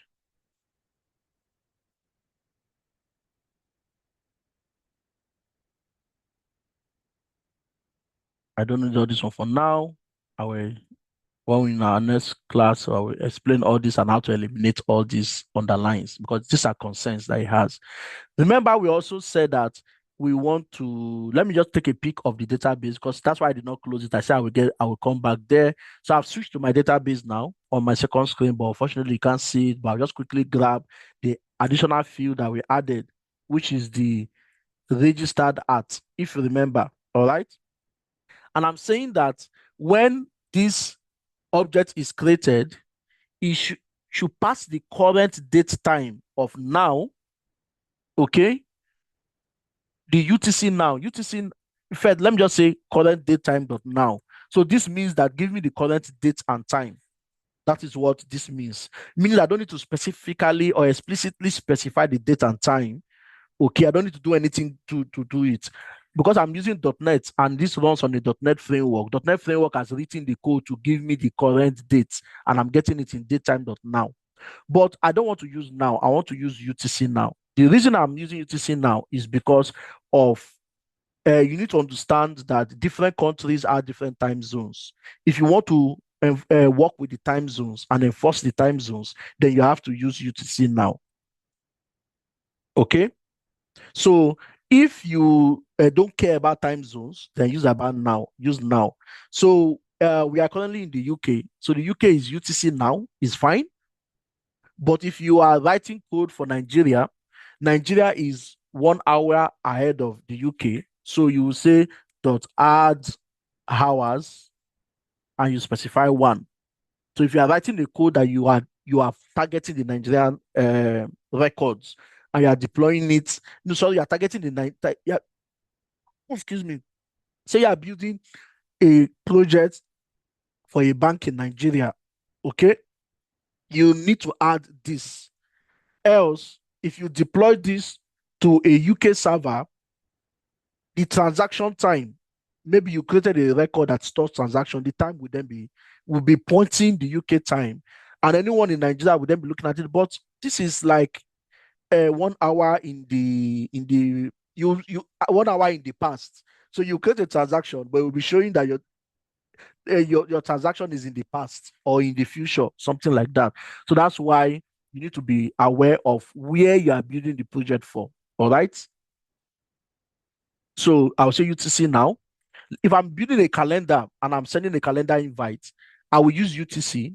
Then in the invite, I will notify them that this time they are seeing is a UK time. So this will now be UK time. That's why you need to specify UK time or Nigerian time or whatever.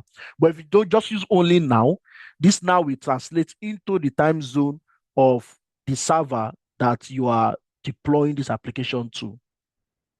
Note, the ID in my database is unique identifier. So it is not an integer. This is how you specify a unique identifier. You specify it as a GUID.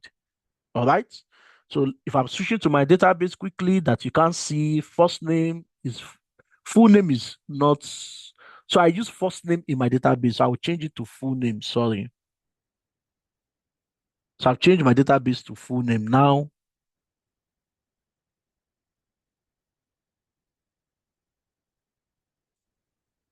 So I'll change my database to full name. So this needs to be exactly the same with your database. database email address, subject, message, registered at. My database type of registered at is date time, year two is date time. The rest is mvaca, which represents string, which is this, while the ID is unique identifier, which is GUID. So everything is fine. I also um prefer to initialize this as a new random ID, but still Entity Framework does that for us. So if I do this or not, it doesn't matter. Entity Framework does that for us, but I'll just go ahead and do this, okay? So since this has been done, I can close this. It will take and go back to my DB context where I said that I am mapping a class, the object of a class, to the database. So now I've designed that class to be exactly like my database. I need to ensure I'm bringing it here. Note, I created the class in entity/training, which is in this namespace. And I'm currently in the namespace of infrastructure persistence. So he's saying that, hey, we are in different address. No problem. We'll just bring in his surname, which is his namespace, and it should be fine.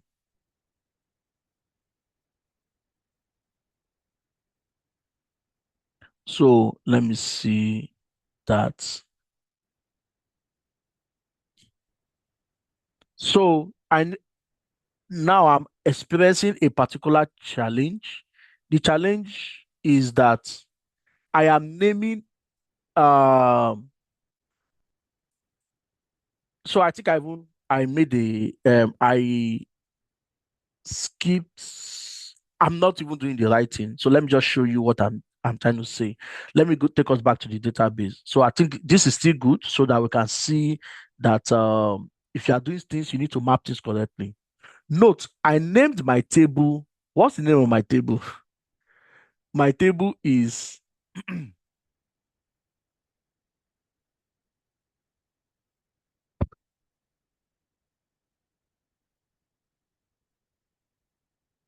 oh, this is taking a little bit to load. But my name of my table is actually registrations in plural. Okay. So my class needs to be registration in singular. Then my DB set needs to be registration in plural. And I'm naming my class training. So that is why I'm having a challenge. Okay. So I will go back and name my table, okay, which is my entity. Table is, we call it entity in code, but in the other side, we call it a table. So I will name it registration. So it's supposed to be registration. So I made that mistake, and that's the reason I was struggling. So if I come back to the context, this is not trainings. This is registrations in plural, because that's my table in SQL Server. Then this a single instance of it, which is the class, is registration. Now you can see that it is fine, and it has brought the namespace here, and everything is fine. So with this, I have mapped this DB context to the database, this one to the table, and my database is connected. So to store information to this database, I have to now create the commands that will do that. And that was the reason why I created this service, registration service, to do that. So let's just imagine that this is the time I'm creating this registration service, and I want to tell it to do stuff, which is the method to do stuff, the command, the action to do stuff.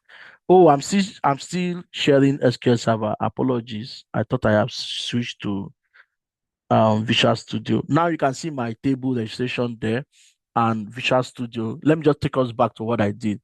So in Visual Studio, what I did was in the DB context under the infrastructure, I I first went to the entity and changed the name of the entity to registration. Let me also change the name of the file to registration. So okay. So the file is registration, which is the singular name of the database registration. Then in the DB context, the plural is registrations, and it's of a type of the single registration that goes into the table registrations. We'll discuss more of this later if it's quite confusing. But the idea is that the table name must be exactly the same name with your DB set, else it will tell you that the table does not exist. Okay. And you need to create a type of the structure of your database. you can see the database table I opened. You need to create the type, need to be exactly the same, which is ID, full name, email, subject, message, and registered at. I specify the time zone at the time, which is once this you create a new registration, it should just tell me the time, this time rather, and it should give me generate a new ID. That's what I did here. And then I went to the DB set to specify that this table is of this type because it contains the information of this registration type. So I'm closing this as well, closing this as well. And now I want to write the code that we advise the input that is coming from the API. It will map it to the entity and it will ask entity framework to save it to the database and automatically will see it in SQL Server. So how do I need to do that? First thing I need to do is I need to bring in the database here, which is the training context. So I will inject it here using something called dependency injection. Dependency injection is just in the name of the class, put a bracket and you do this. This is dependency injection. I have brought in the database here. I don't want to call it training context. I just want to call it context just to be easy. Okay. So now I need to create a method that does stuff now. All right. In the method, I want to say, call it register. So I will say public. Okay. Asynchronous. Let me don't go to asynchronous. So let me just say public. Just say void. Void means that do stuff, but don't return any response back to the person that is calling it. So I'll say register. All right. So if you see, AI has already written the code for me. Okay, I can go ahead and use it, but I can still choose to write it myself. So note on the endpoint we created is as bringing in registration input model.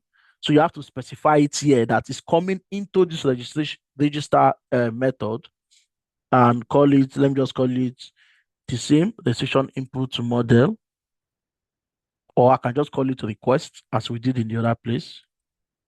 All right.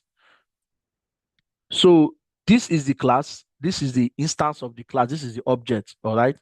So we now need to map this object type to this entity, the entity in this DB set, which is registration, because that is the type that the database understands. So we will say, create a new variable of registration. We'll call it registration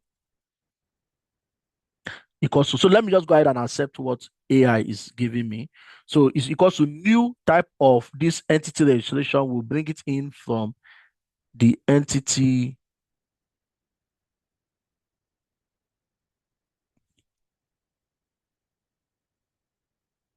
Sorry.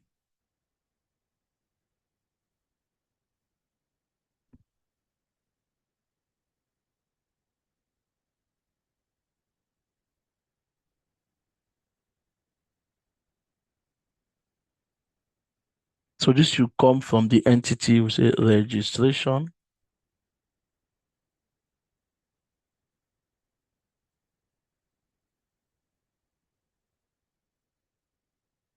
So this should work, but let me see the reason why I'm not having this.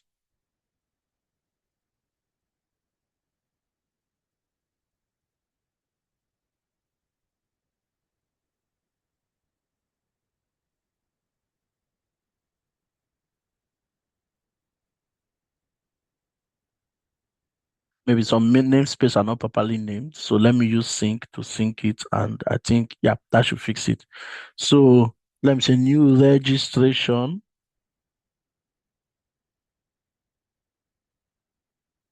Okay. Yeah. So now it's coming in from the training API entities, and this is fine now. So I'm taking the full name from the API, mapping it to my entity, the email address, mapping it, subject mapping, the message mapping. Note, I'm not mapping the ID and I'm not mapping the registered at because we have automatically generated it in the class. See, this is the ID and this is the registered at. We've automatically generated it, so I don't need to manually write the code to do that here too.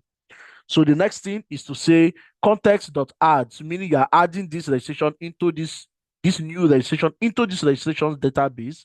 AI has suggested it, I will take it.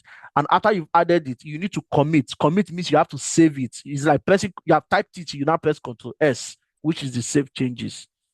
So once this code hits save changes, automatically it stores in the database. Okay. So this is the code we need for it to store data in the database. And now let me write another code that will get the data from the database. So I will not write the code manually. I'll just accept AI to write it for me, which is this: get all registration. It will just go to the database, the table, and return everything to me back as a list of registrations. um my Visual Studio is telling me that I can rewrite it by clicking on this button, and this is how it's rewriting it. Okay, so this is a newer way of, this is the older way of writing, returning something as a list or a collection of something, while this is a newer way of writing it. All right, so I will save this. You can see AI has given me to the second endpoint. Let me see if I tap this. Is it going to give me the third one? So now it's telling me that I can even create an endpoint that will get only one single registration by the ID. I'll press tab to accept it. And what else again will it give to me? An endpoint that will delete the registration from the database. Let's don't bother about that now. Let's just focus on these three that is bringing out for me. So, like I said, in the training, we would talk about interfaces, dependency injection, and the rest. So, in programming or in .NET, whatever any service you create, you have to register it.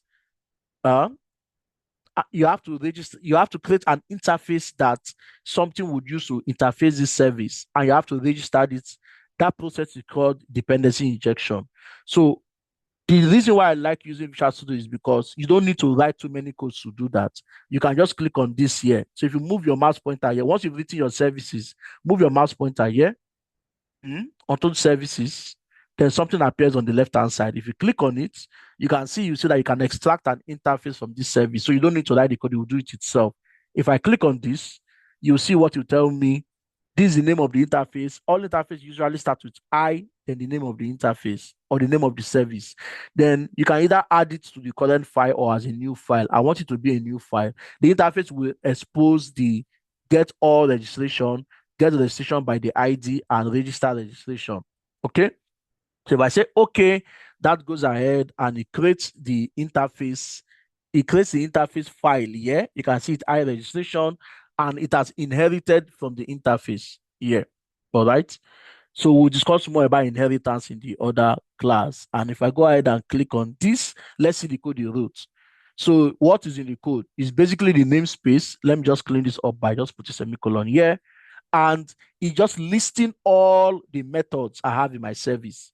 The reason is because in my controller, which is the endpoint, I don't need to call this service direct. It's bad programming. You have to use the interface. All right. And the interface is what is exposing the services you want the other side to see. Meaning that I can choose not to expose this get by ID. So if I take off this get by ID, that's why I have get by ID in this service. It will not be exposed for the controller or anybody else to call it. But I don't want to do that now. So I will bring that back, the get by ID. Now that we have this interface and this service here, we need to go and register it in our program.cs, else we cannot use it. Remember, we registered the DB context. Now we need to register service. For each service you create, you have to register it, okay? However, in our training program, when we use something called the mediator pattern or CQROS, no, the mediator pattern CQROS using mediator pattern, you don't need to register your services. It will be registered for you automatically. So you don't need to manually do a dependency injection. That will be done for you automatically. Okay. So let's go and register it. We'll go to program.cs. Before we register it, I want to copy this interface and copy the service and go to register.cs, program.cs, and we have to come here. Let me just put it here before the database, but it does not matter the order in which I put it. So I will say builder. dot services. So I'm registering the services to my program dot add scopes and specify the interface first and then the service. So this is how to register it. If I don't register it, um, my code, if I try using it, it's not going to work. Basically, it will tell me that I've not registered the service. So there are different kind of way you can register services. You can register it as a scoped service. You can register it as a single thing. This is the one we did scoped. You can register it as a single thing, or you can register it as transient. For now, we should just register it as a scoped service and we'll get the details later. All right. So now we've registered it, and I said that you do not use the service itself, you use the interface because the interface is just the definition of the services that or definition of the methods in the services. Okay. So I will take this interface by copying it and I'll take it to the controller, and then I can inject it here in the controller here like this and register services. And here I can say when somebody say get, what do I want? I want the person to get the results of this registration service dot get all registration, meaning all the registration. If I like click on here and I go to implementation, you will see the what is get all registration. It's saying that go to the database, search the table, and return everything back. All right. That is what this result will then be. So this result, since it's multiple, it means this will be plural. So let me put an S, multiple result. So I no longer want to return this registration API is working. I want to return the data from the database, which is the result. Here too, I also want to go ahead and say registration service dot register, and I pass the request. Then let me also do the one that is get by ID. So I will say get by ID, specify the ID. So I'm letting Copilot to write the code for me this time. I'll just press tab and that's it. You can see it's trying to get by ID.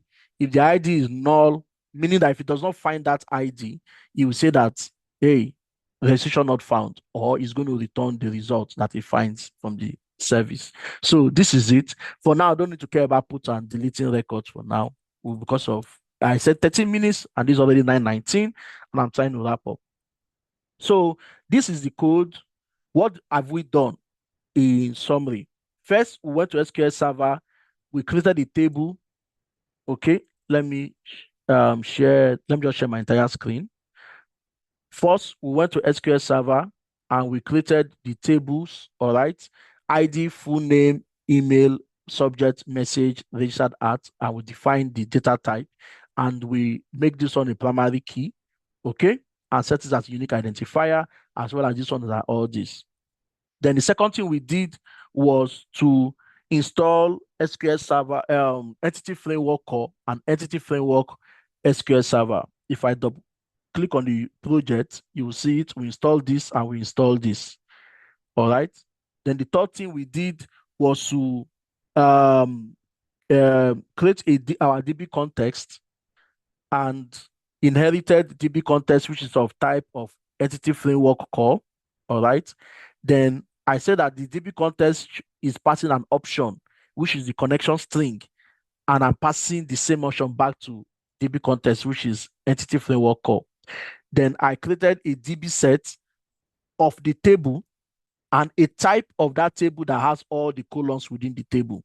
If I click on control and click on this, you see the columns, and I created these columns as a class. Like I told you, a class is a blueprint. Okay, it's a blueprint of an object. Why the object is the instance of the blueprint, meaning an object is the instance of the class.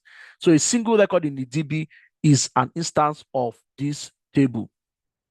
Then the next thing I did was to go to program.cs and I registered the database context by saying builder.services.add SQL server, specify the DB context, and I pass the connection string to it. This connection string that I pass is actually what these options here are. and is what I'm also passing to entity framework call to understand that this is a database, and this I'm using entity framework and I'm passing all the responsibilities of the database connection to entity framework. Then I went to create the registration service that has the method to register to store in the database. And to store to the database, I got all the values from the API.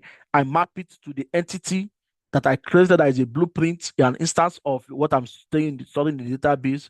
And in the instance, the ID is auto-generated and the date is also auto-generated. I'm just passing the full name, email, subject, and messages. Then I'm adding it to my database, but it's still there until I save it. So calling this save changes saves it to the database.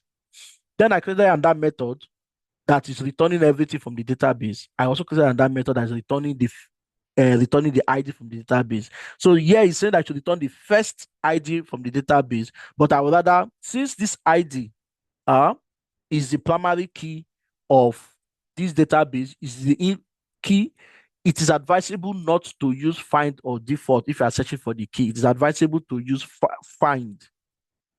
Sorry, it's advisable not to use first or default. Sorry, it's advisable to use find. So I'm just passing the ID to say, go and find this ID and return it back. So AI helped me to do stuff, but I changed it to this because I know the code. And we also know this when we learn more about entity framework and all the things entity framework can do. And we'll also have classes, have assignments, and we solve those assignments in the next class. So with all this in place, I think I'm not missing anything. All I'll just go ahead and do is to run this application and go back to my controller. Okay, so in the controller, I also created this endpoint. AI did it for me. This one too, also AI did it for me.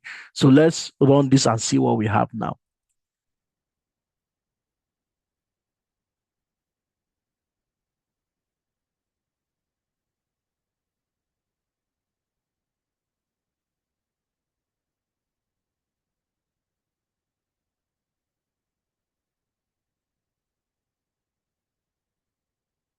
Okay, so this is the endpoint that gets all data from the database. For now, there's nothing in the database. So if I click on try, it will just return as long as there's no error, I hope.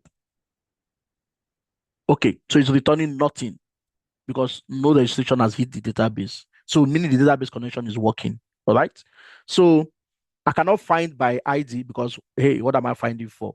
So let me try and push a data to the database now, or push a data to this API endpoint, right?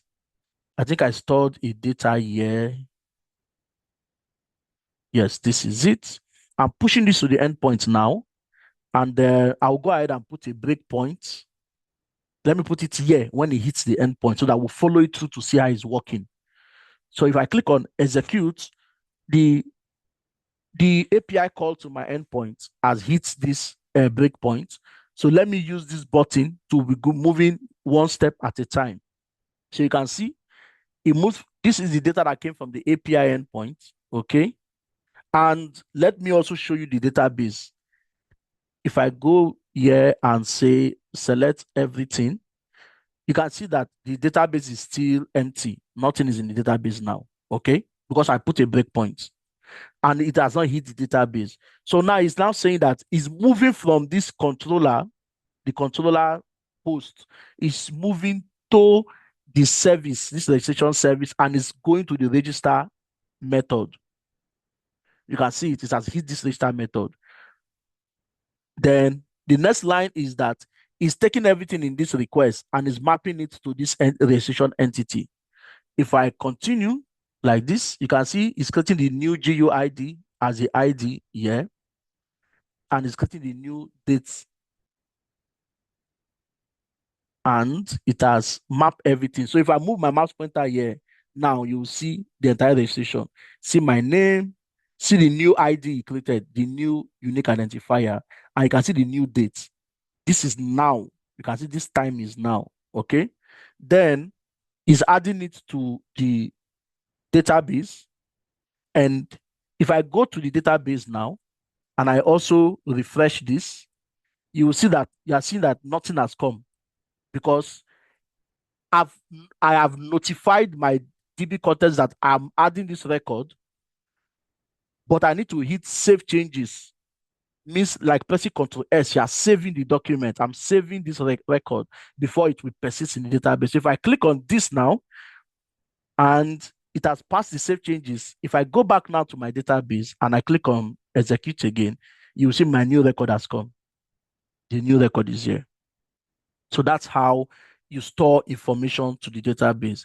And I will just go ahead and just click on continue for you to just run this course. And it will say registration received successfully. All right. So I can add somebody here is David. I can say David Oye. I don't know your surname for now, but I'll just say Oye and say David at oye.com. He also has the same subject and the same message. If you post it, let me remove this breakpoint, and David will also be stored in the database. So now, if I go to the database, you will see that if I run it, I have two records.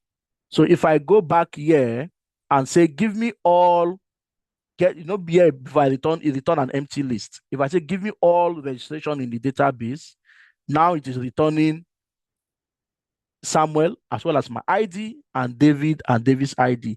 If I said find this record by David's ID, okay, so I will copy David's ID and move it here to get by ID and I pass it here, okay, and I say execute, is going to find David's record, only David's record by ID.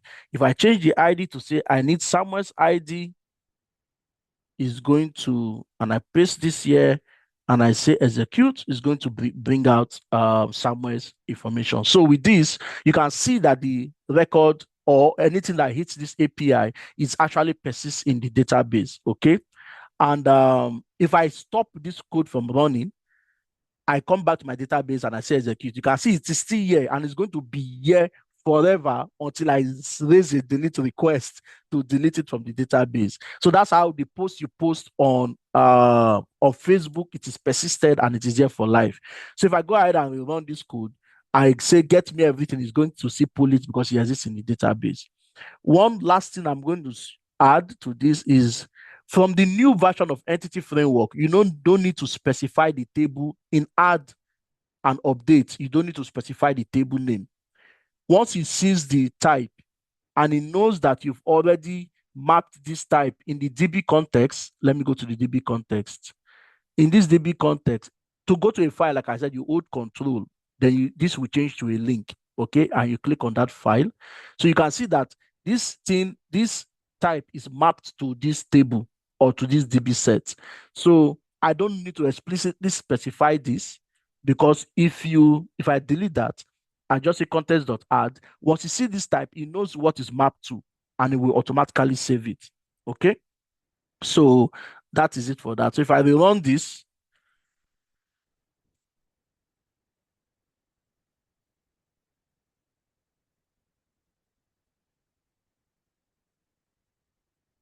give me a few minutes.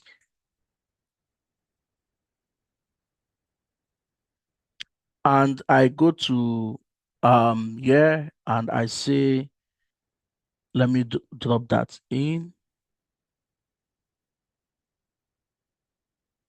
If I say I saw Saint Yen here, and this is Saint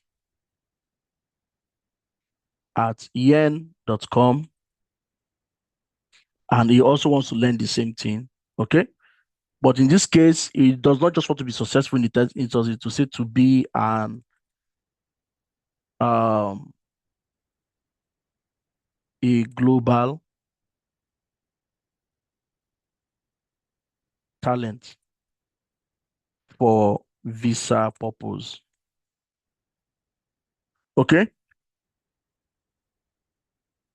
So if I say this and I push this, remember I told you that you can remove the table name. Okay. So let's see if this is going to work. So it's still pushing and it is successful.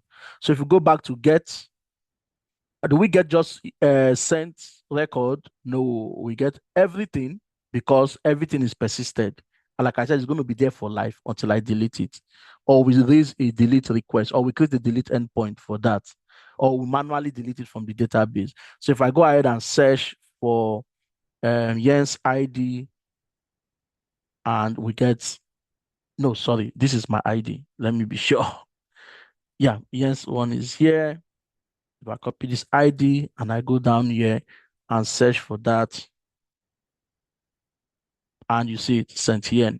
So this is building an API, connecting to creating a simple database, connecting to the database, and use it to see and basically use it to persist and manipulate data in the database. So this is learning database and using entity framework core to push and pull data in databases. Finally, let's just go to solanix.co.uk and show you something, okay? Something that looks like, I want to show you something that looks like this, all right? So you see how it works in the real world. So if I go to, let me refresh this. Okay, register for the promo. And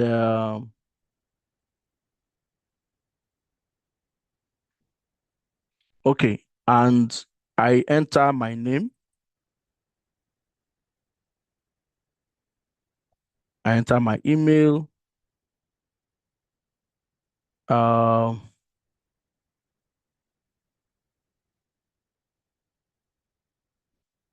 plus 44.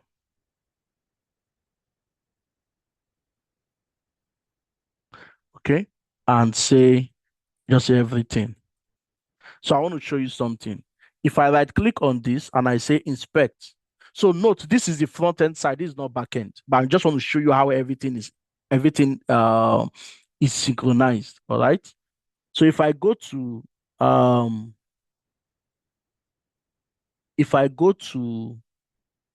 network, I'm looking for network. Yes, this is it. And I submit, I say I agree. All right. And I submit this.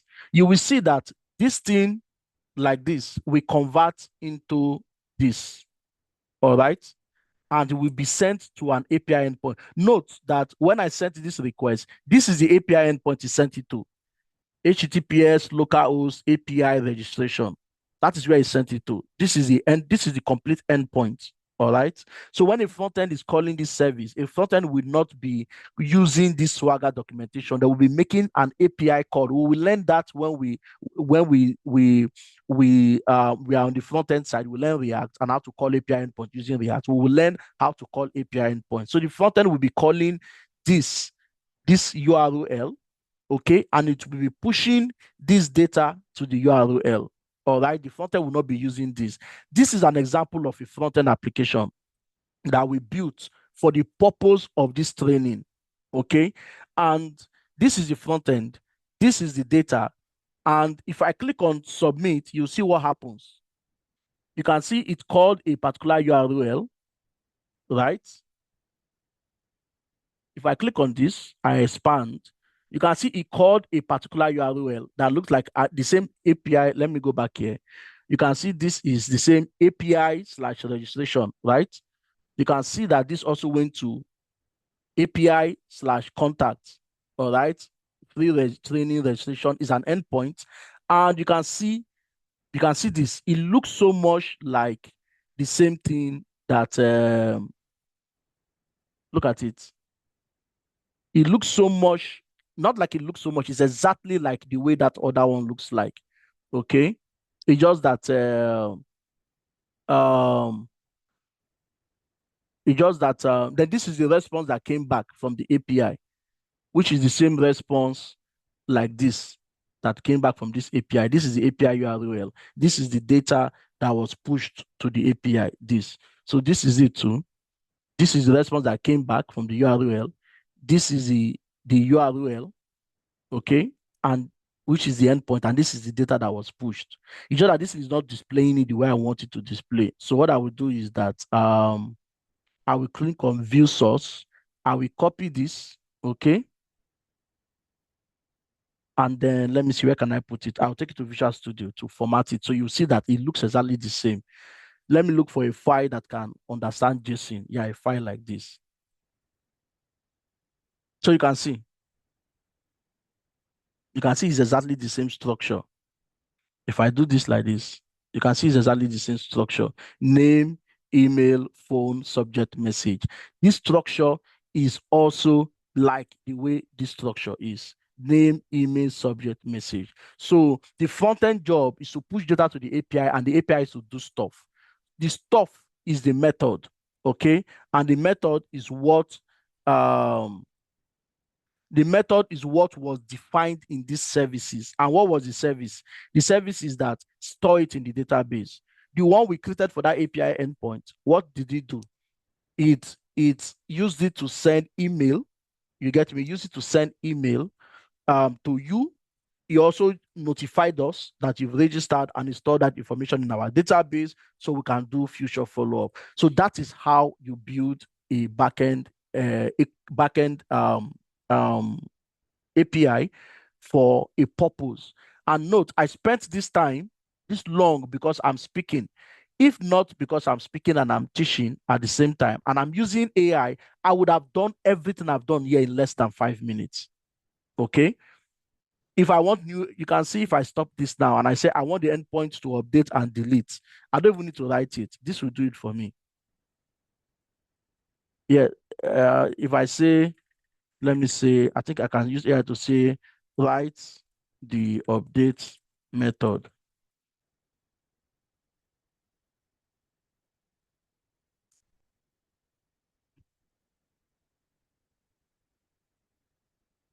I don't even expect it to do it. Like, I just expect it to give me everything.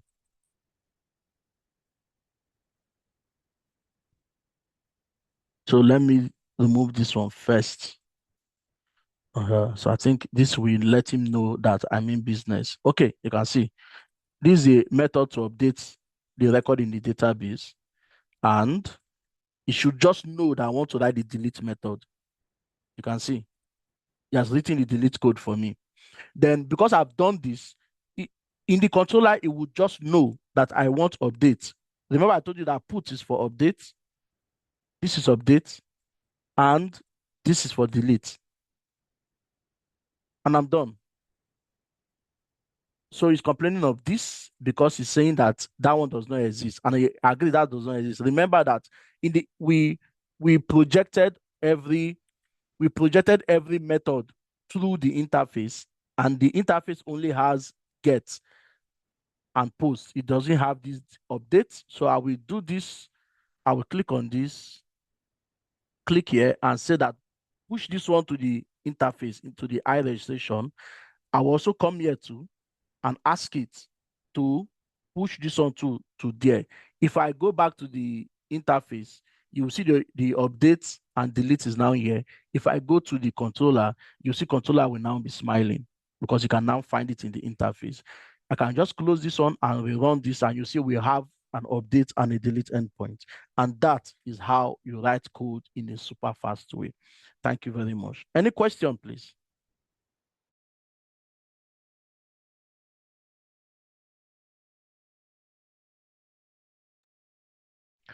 Questions, questions, questions.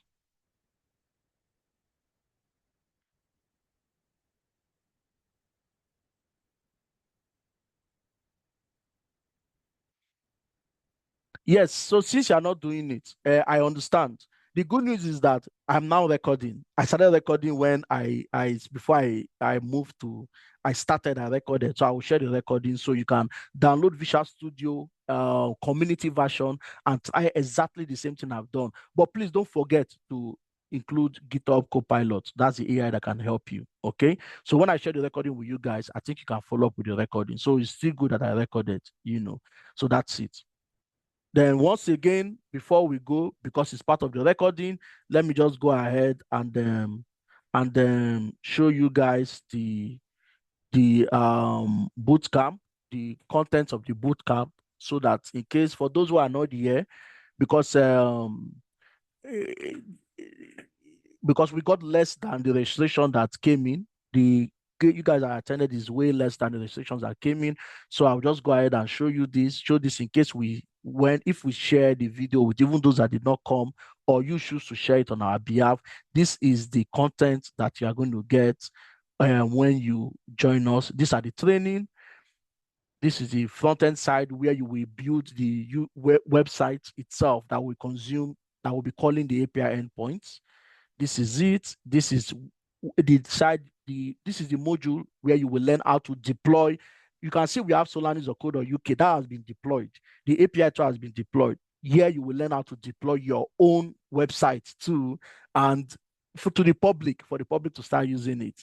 And you can build something. You get me? That's the thing I love about software development. You can build something that will become a business in the UK, and you can use that business to acquire innovators visa in the UK. So there are a lot of things you can achieve with all this. Then this is the bonus module I mentioned previously, where we will teach you how to write a CV that is a very attractive CV, then how to brand your GitHub profile, so that when the hiring manager sees your CV and your GitHub profile, the next thing he will say is, we want to meet you. We'll brand your LinkedIn. We would do mock interviews. Like I said, you will register.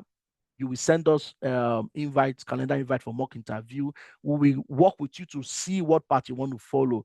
Do you want to target employment and earn 60K plus as an average, up to 90K, like I showed you guys in previous slides, or you want to just run, be free?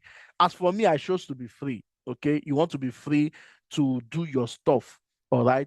So that's why I chose to be free. I still work with a company here in the UK because I can, basically. So that's the good part of it. Then how to navigate the UK visa types for tech experts. We are going to help you to decide and help you, guide you with what to do here. Okay. Note, we are not immigration experts, or we are not immigration lawyers, but we have good experience with this. So this is just a wee benefit you can get from us when you do this. Then, like I also said, we are going to pair you with a tech company in the UK or tech companies in Nigeria. Okay, because we already have these partners that are here and excited to meet you guys, where you will spend 8 weeks with them. During the 8 weeks, you will join Teams meetings, you would collaborate with team, you will learn system design. System design is a process of like designing the in and out of everything, the entire project you want to work on before you even start writing code. You will build microservices, build API gateway, write unit tests, write integration tests, learn Docker and Kubernetes, build reward project, deploy this project. So these are the things you would learn if you sign up for the 6-month bootcamp, for our 6-month bootcamp. And the 6-month bootcamp program, like I said, instead of £250 per month, you would pay £125 per month.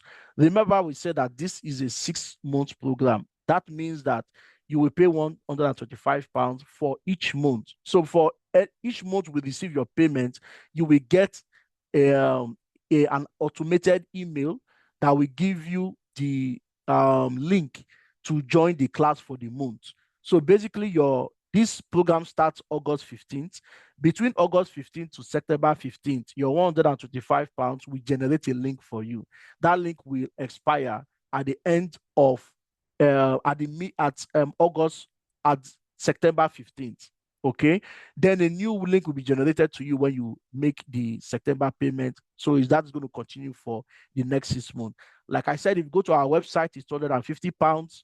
And I think somebody said it's a big name. You can pay the £250, But if you think that, hey, you want to take advantage of our promo, which lasts for just 15 days alone, that is £125. By August 1st, we are switching back to the £250 because this is for the benefit of those who are here, who are aware. For those who did not join, that did not know that this is going to go off by August 1st, then I think either they take advantage of it by syncing with you guys, or they will have to pay the £250 for that. So that's it. And other things I shared with you guys, the benefit of why you need this training, which is um,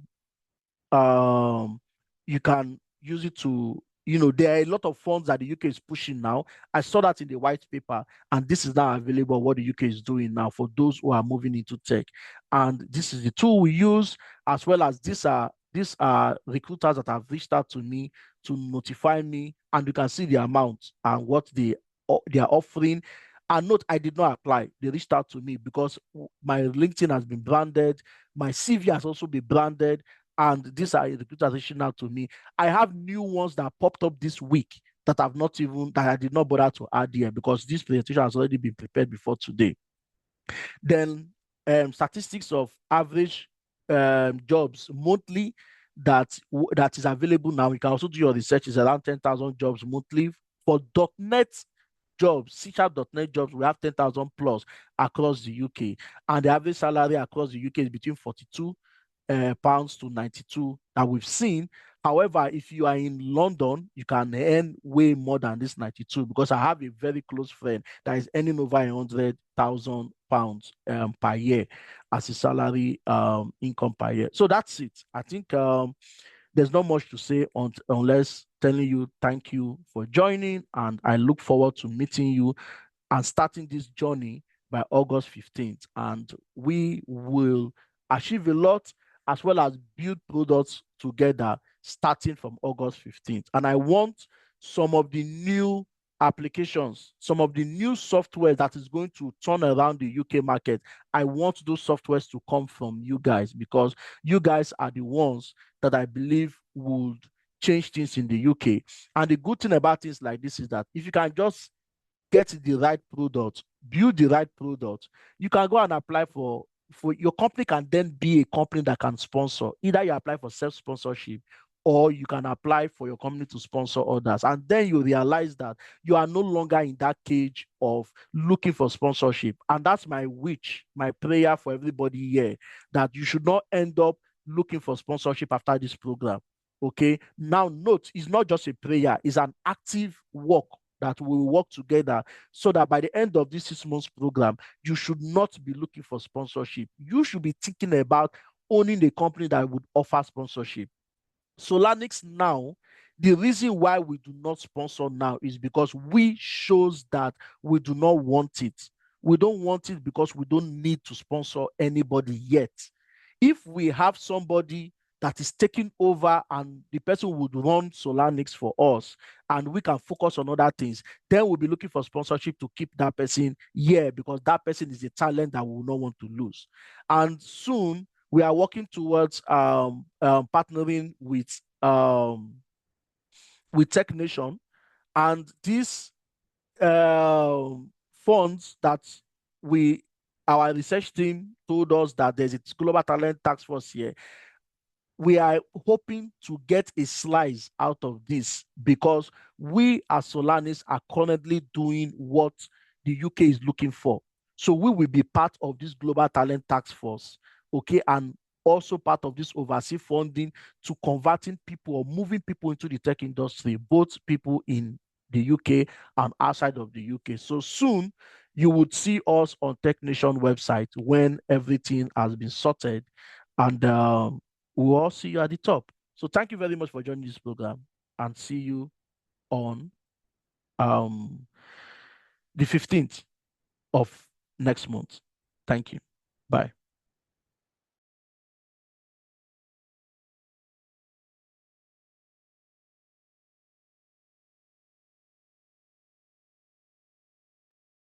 Okay, sorry, Shinwei, I don't know if you are still here. Let me just be sure that you are here before I respond. Okay, Shinwei, okay, you said before registration, do we have like a personal discussion about the training? So just go to our website, you'll see our contact details there. You can either shout that number, it's on WhatsApp, or you can just give it a direct call, okay, and you will get everything you need.